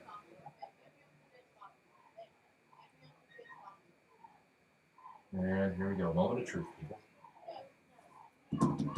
We need a drum roll for this. And they measure, and they're going to say he is short. And I mean Man, short by like, a quarter. yeah, like 3 chain lengths. And Minerva will turn the ball over. You gotta be just sick. And Marlington takes over now in a great position in this ball game. Really, these Lions, they play hard. They do. It's definitely not for a lack of effort. It just seems. It's just, it's just tough for them. And if you follow them the last few years, you know it's been tough. Takes over 1st and 10. Ball at the 40-yard line. 1st and 10, ball on the 40-yard line. Marlington has the ball 1st and 10. Evidence in shotgun. Back to pass. Quick throw. To the receiver, it's caught. 30, 25, 20, 15, 10. That's a touchdown, a 40-yard touchdown pass from Connor Everidge to Cooper Scarlett. Touchdown, Dukes. They take advantage of the turnover on downs immediately. I mean, it's got to be so deflating if you're Minerva. You're trying to hang in there, go for it on a fourth down. You come up literally 2 inches short, and then on the first play, Marlington 40-yard touchdown pass. And right now, it's getting to that point where you're down 20. I'm not sure what Minerva's going to be able to do to get back into this. They need a lot of luck. Hit some big plays. Extra point is up. It is good. And Minerva in control in a big way now, up 3 scores, 24-3. Or Marlington up over Minerva, 24-3. We're back with the kickoff. You're listening to high school football here at AM 1310 WDPN.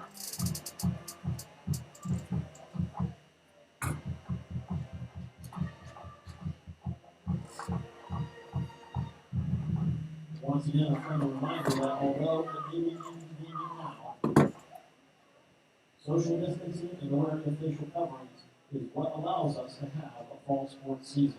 And we greatly appreciate your cooperation in advance in our administration, our teams. Thank you.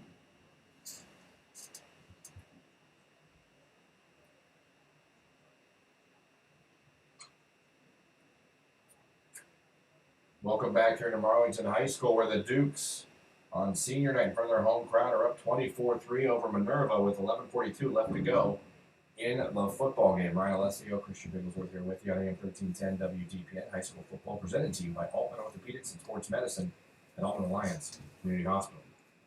So the Lions about to get the ball back here and try to get something going. Well, they got to definitely get something going. Let's see, maybe they step out of their comfort zone now. First half, they attempted 12 passes, only 2 so far in the second. Chance Martineau is the deep returner. And Nice he might get a chance at this. He will around his 10-yard line. Here he goes, 15. Up over the 20, up over the 25. Still on his feet. Going to fall up near the 30-yard line. Nice return. Well, Minerva's got to score on this possession. Absolutely. Granted, there's still basically a whole fourth quarter left, but if you watch Minerva, the fact that they run the ball a lot, they tend to take a couple minutes off the clock every time they have possession. And they just can't keep having those 2-3-minute drives stall out without points attached to the end. So here we go. Minerva takes over. Costia breaks the huddle. They're going to come out with the receivers to each side, I formation, tight end to the right side. Commons still the tailback back there from Minerva, ball there on 29-yard line.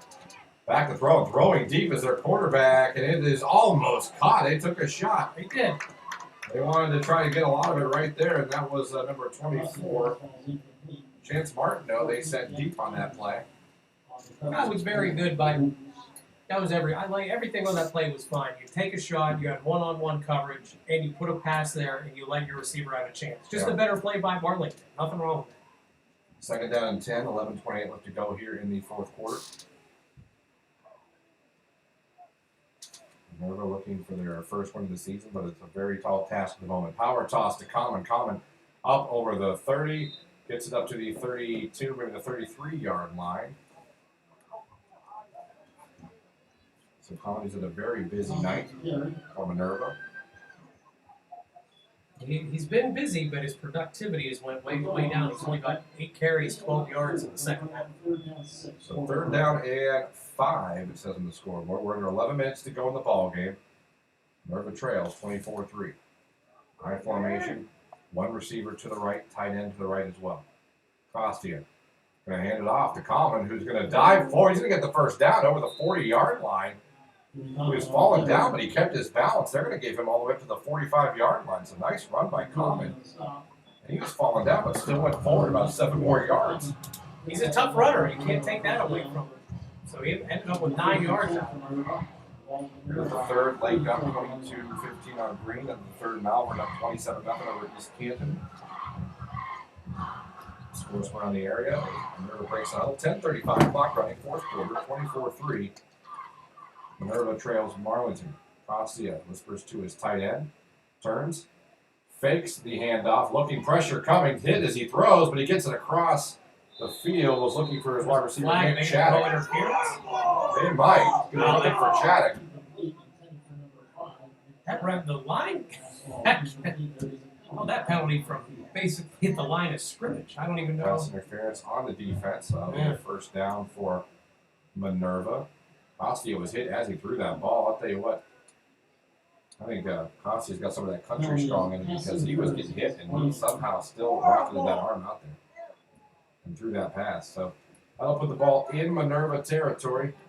Well, this is Or good for Marlington Minerva. territory, I'm sorry. End of the third, another EBC matchup. Salem 20, Alliance 13. Don't forget Alliance playing that game without Brandon Alexander, a quarterback tonight. First and 10, ball on the 41-yard line. Minerva trying to get something going here with 10:20 left to go in the ball game. Costia hands off to Common. Common takes it inside the 40, falls down maybe the 38-yard line. We'll be under 10 minutes to go in this ball game here. And we'll be right back here at Marlington next week for round one of the Ohio High School football playoffs. Marlington will be hosting Kenston. They'll be in a town, and we'll be calling that game for you right here next week, 7 o'clock here on AM 1310 WDPN. 9:52 clock running at second down and 7 for Minerva. I formation, receiver to each side, tight end to the right. Costia back to pass, looking, throws it. Ooh, a little dangerous pass there. Yeah. Sims was right there too. Pass ball is incomplete. Sims looking for a pick six there, and he almost got it. Bring up a third down. He's owed a touchdown. He had one called back on an interception. He dropped one in the end zone. He's like, I got to get one here. That was one of the, I know Costia's throwing completion. That was really the first throw that I thought was a bad decision. Yeah. Tonight, that we both kind of went, ooh. But I got away with it. What's going on here? Timeout? Or switching the referee timeout? We had too many footballs There's on like the field. 5 footballs Yeah. going around. There we go. Just play with one. I mean, you can try.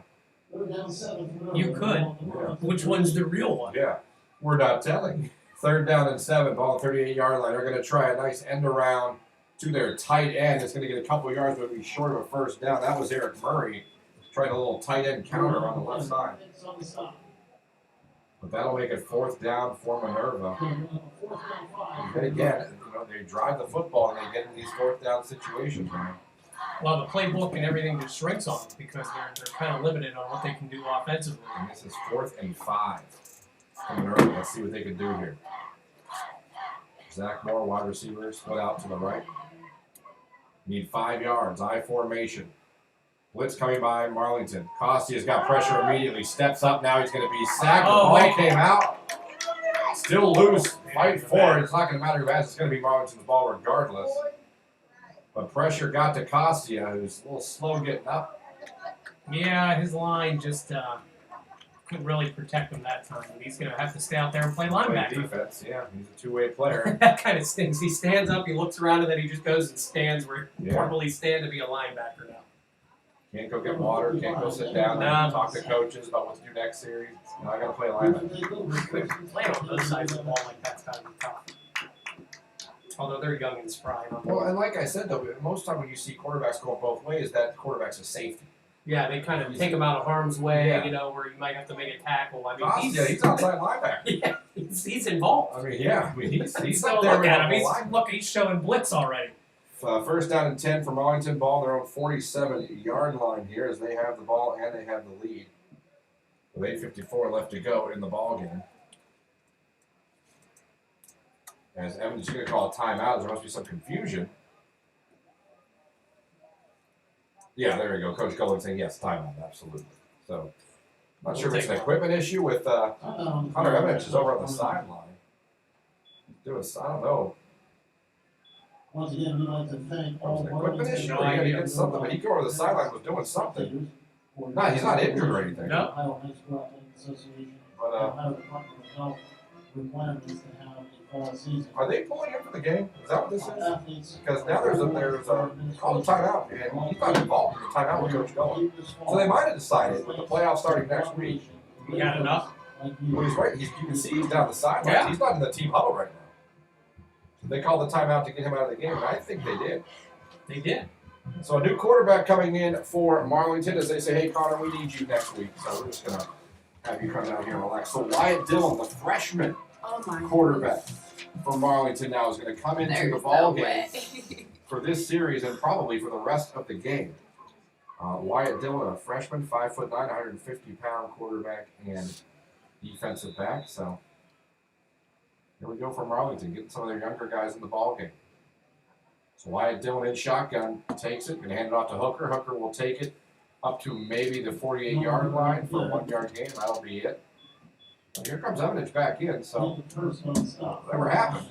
Did he lose his helmet and they had to sit out a play? Maybe it was an equipment thing, like you said, maybe you had to sit one play out. That's a little Goes bit. right back in, but hey, here goes to Wyatt Dillon to make an appearance. He's on the board. It counts. That man a letter Who for gained the Jack. yard, by the way? That was Hooker. Owen Hooker. Excellent. Second down and 9. Evanich back in the ballgame. 8:20 clock running. I might want to chew clock He now. looks things over. No, they're gonna Evanich throw. back to pass, taking a shot. Intercepted by Minerva. Guess who? Costia, the quarterback. Also a linebacker. He's got it 30. Still on his feet, down inside the 25. That's like he's going to fall down by the 20 before he's done. And a flag on the play. From the far side. Was that a sideline? Or were they Saying walking on? something to the sideline of Marlington, who already Yeah, got it's warned once. Yeah, well, that's what he said. He kind of looked at it because I think the offense started walking, or the defense started coming The out. play of was the still field. going on. Yeah. And the rest, Fred has explained to Coach Guller that you can't just have guys running on the field when the play is still going on. So interception by Costia. Interception thrown. And Coach Guller doesn't look very happy with Connor Evanich right now. No, He's honestly, a little frustrated with him. I mean, not like, yeah, like but you could tell what his body language. He was a little frustrated with that decision by Evanich.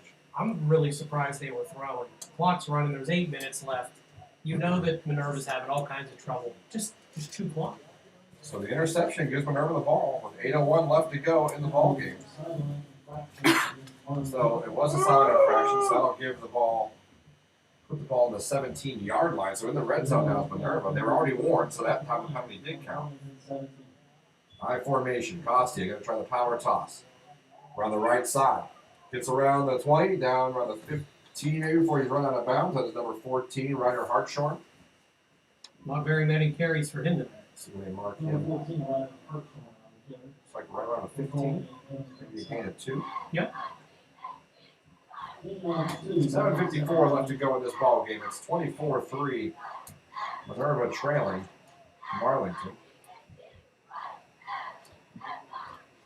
Costia getting an interception for his team to get the ball back. We have it in the red zone here. It's second down and 8. Clock stop with 7:54. Come out, receivers to each side, tight end to the right. I formation. Hartshorn is the tailback still. Tight end goes in motion from left to right. They hand it off to their fullback, who takes it down to the maybe 13-yard line.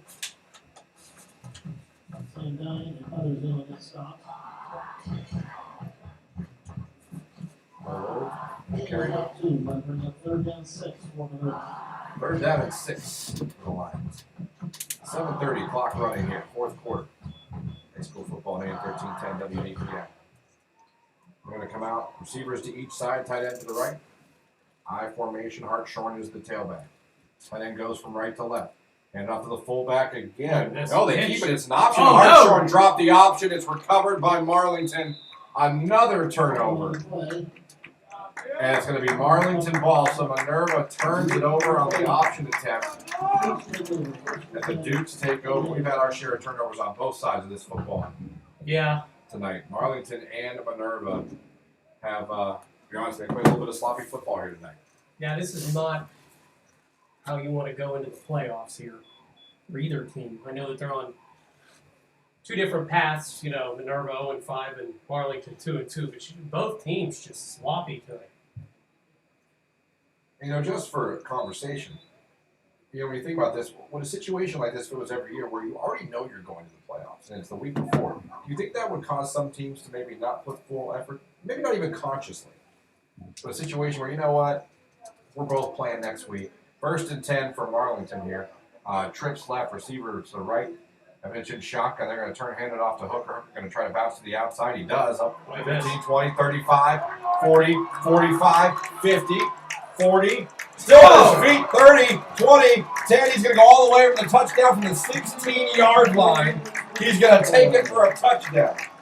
84-yard run. Wow. He's on the 16. 84-yard touchdown. Yeah. 84-yard touchdown run from Nolan Hooker, and that will put it away for Marlington. Man, and that's, if you think about it, the last 2 plays that Marlington has run were touchdowns. 40-yard touchdown pass, which came after the 4th down stop. They get a 4th down stop, or a turnover deep in their end. 84-yard touchdown. Yeah, that'll do it. So, the Dukes with a huge run by Nolan Hooker, whose stats just went up tremendously. Yeah, his yards per carry is going to look much better now. They And weren't looking. the extra point is up. The extra point is good. 6:57 left to go in this ball game. It is now all Marlington. They're up 31-3 over Minerva. We'll be back with the kickoff of high school football here on AM 1310 WDGN. Marlington Dukes 31. Minerva Lions 3.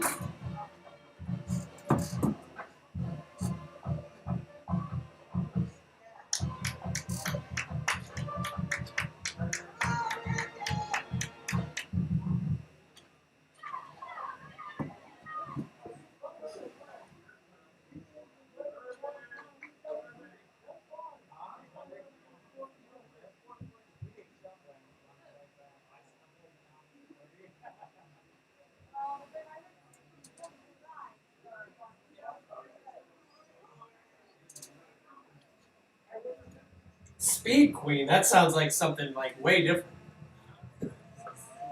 Give me speed queens.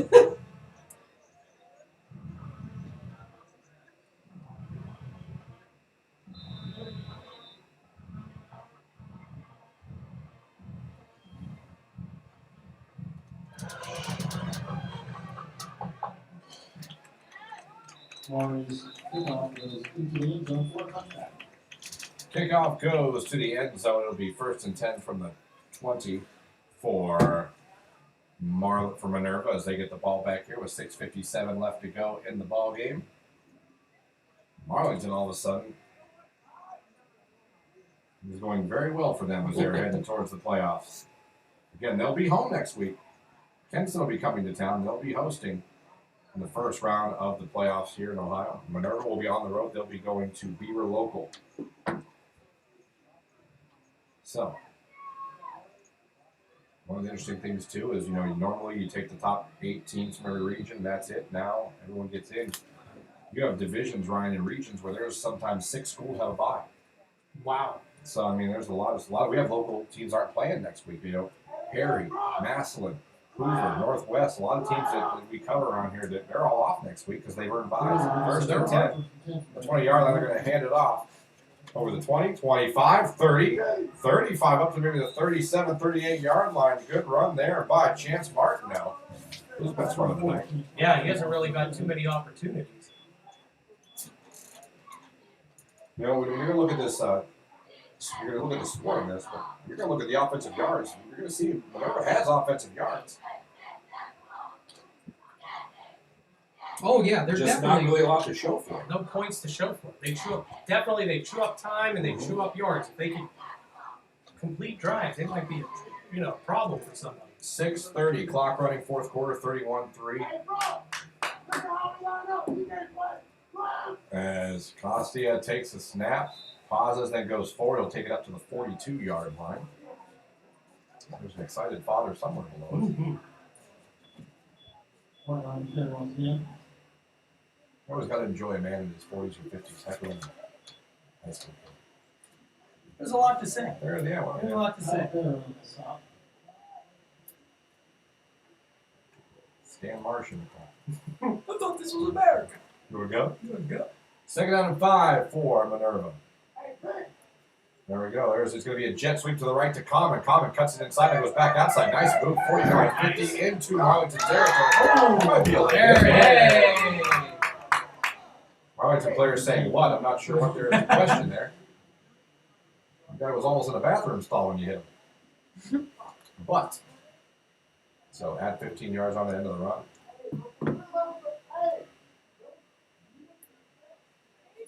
There's a man who doesn't believe anything. Yeah. So we're all watching the same game. Nothing is different. There's a very angry man, which is weird when your You're team's up 31-3. You'd think it'd be all right. See, my son, He's playing. He's watching it different. He's watching a team of one. I bet that guy, he says a lot. When I played, Yeah, well, you could grab a guy by his face mask and nearly break his I scored 7 touchdowns against Marlington. Okay. Never been mine. poke high. Thank you. Relax. Thanks, Carl. 1st and 10, ball at 25-yard line. Costia fake run now. Takes it himself. Takes it inside the 20, where he is tackled rather impressively. Costia on the carry. Number 10 for Marlington. That was Luke Tortola. Nice tackle, sir. There's Minerva on the move again now. 5:25 clock running. 2nd down and 5 for Minerva. Trying to get in the end zone for the first time tonight. Costia going out instructions to everybody. I like this Costia. He plays hard on both sides of the football. He does. I mean, he's got an interception. He's playing He's quarterback. got to be so tired. And I mean that sincerely. On better games, he's so tired from doing everything. He doesn't come out for anything. He holds it for kicking as well. Costia throws it. Quick pass underneath the common, but it's going to go nowhere. Marlington snuffed that one out. Nice open field tackle there by Adam Blasman. 5 minutes to go here in the ball game. 31-3. So Minerva looking at finishing the season, unfortunately, 0-6 before entering the playoffs. Unfortunately, records like that have been kind of common for Minerva. I don't mean that anyway as a slight. It's just been unfortunately the way it's been. Like you said multiple times in this game, these kids don't come in here and lay down. No, they don't. I mean, they do play hard. It's just they Yeah. can't. You can just tell they're just not quite there. 3rd and 6 for Minerva. I formation, power toss. Hartshorn fumbles it, and he's going to be tackled for a big loss all the way back to the 41-yard. I'll come with a loss of 20. It's Third a 10. 10 something. Yeah. But a big loss. Either way, it wasn't a good loss. Adam Blasman on the stop. As we're under 4 minutes to go, clock running here. Minerva, from the 30 to the 30, they move the ball. They do. They actually And do. unfortunately, once they get inside that 30, there's a hold or there's a big loss on a toss or a mishandle on an option. Yeah, the field shrinks on them, and because they're pretty one-dimensional, if you're a defense, you really know what you're looking for, and then you start getting good pushes. You can just go for it, get turnovers. Costia just called a timeout, so they're going to talk it over on their 4th and 16. So we'll take a timeout as well. When we come back, it'll be 4th and 16 for Minerva. They have the ball on the 31-yard line of Marlington's. They're down 31-3 with 3:30 left to go in the ball game. It's high school football here on AM 1310 WBPN.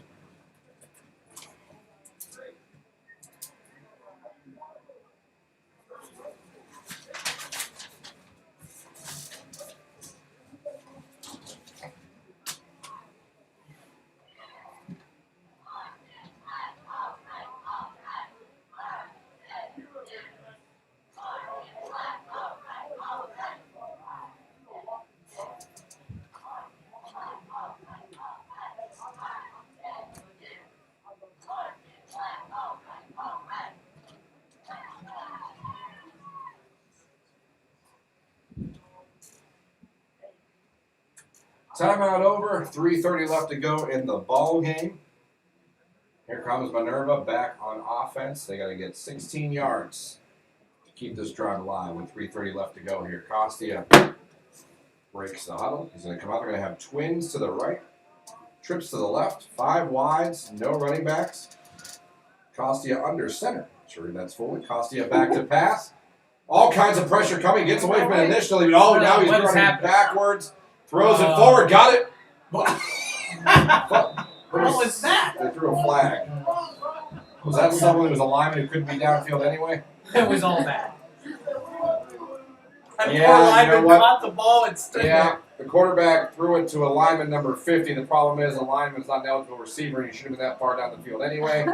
When his quarterback scrambled, he probably thought he was going to run. there. Yeah. and He was out thought, there well, to block block. for you, and the pass comes to him, and then you wonder, well, why did he not move? Because he knows he shouldn't have had the ball in the first place. But it moved, fall down. I mean, he stood there and then just Well, got hit. it was like time stuff. It was. He was like, I should And, not have and this. as a former, I get that. As a lineman, you're like, I should not have this football. Oh, in this my isn't hand. for me. I play the game, but I don't touch the object. He knew he wasn't a receiver. He knew he couldn't. He knew he couldn't advance it.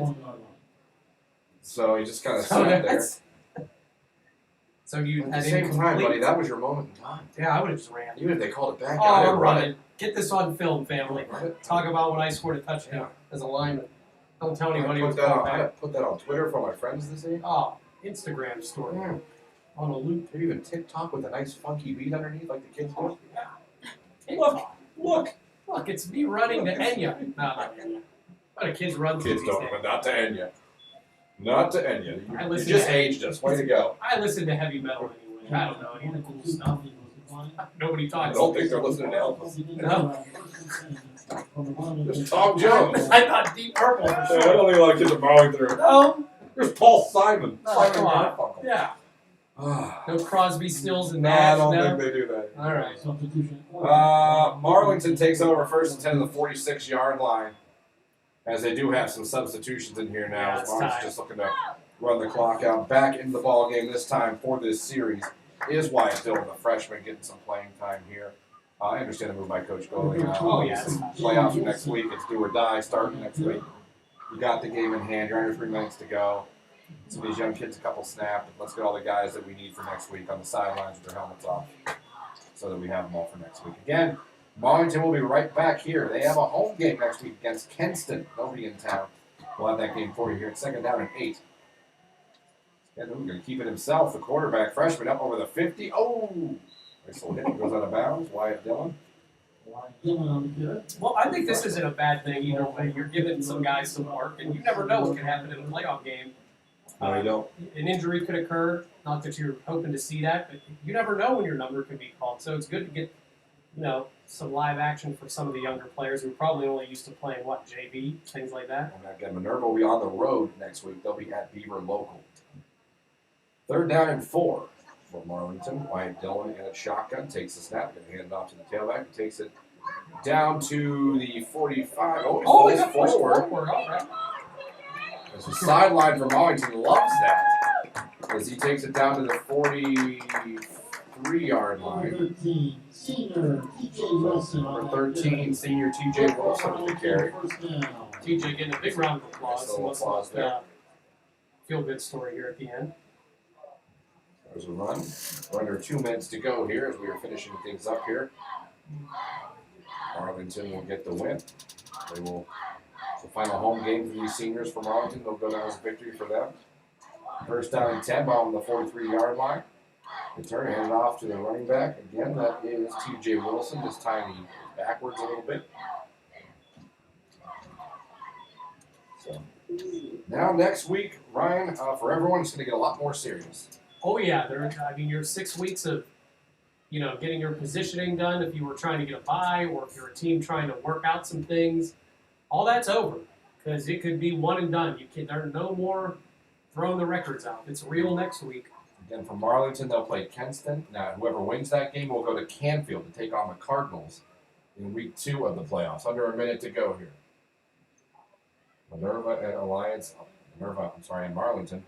Marlington up 31-3. Dillon keeps it. He's going to be tackled for a loss back at midfield. We're under 50 seconds left to go here, but Marlington is just running out the clock right now. Yeah. Let's make sure both teams get into the playoffs healthy. Wyatt Dillon got the backfield by Jared Burris. This clock running, 34 seconds left to go. So Minerva, unfortunately, will fall to 0-6 on the season. That's how they'll go into the playoffs. Quick announcement for Marlington Football for their cheerleaders and any students that might be in attendance. As far as Marlington, they will have a record of 3-2. If you're saying, wait a minute, they played 6. They had a game that was scheduled to be played with Ken Roosevelt that had to be canceled because a kid from Ken Roosevelt had COVID. Hey, that's a flag. That's all kinds. Wow. Penalty flag on the field. As Wyatt Dillon took the snap, took a knee, and then just got slammed. Is what's his name? The coach of this, Shiano? Isn't he Wow. the coach that was doing that to teams in the NFL? Yeah, so that's gonna be a 15-yard penalty. There's no need for that.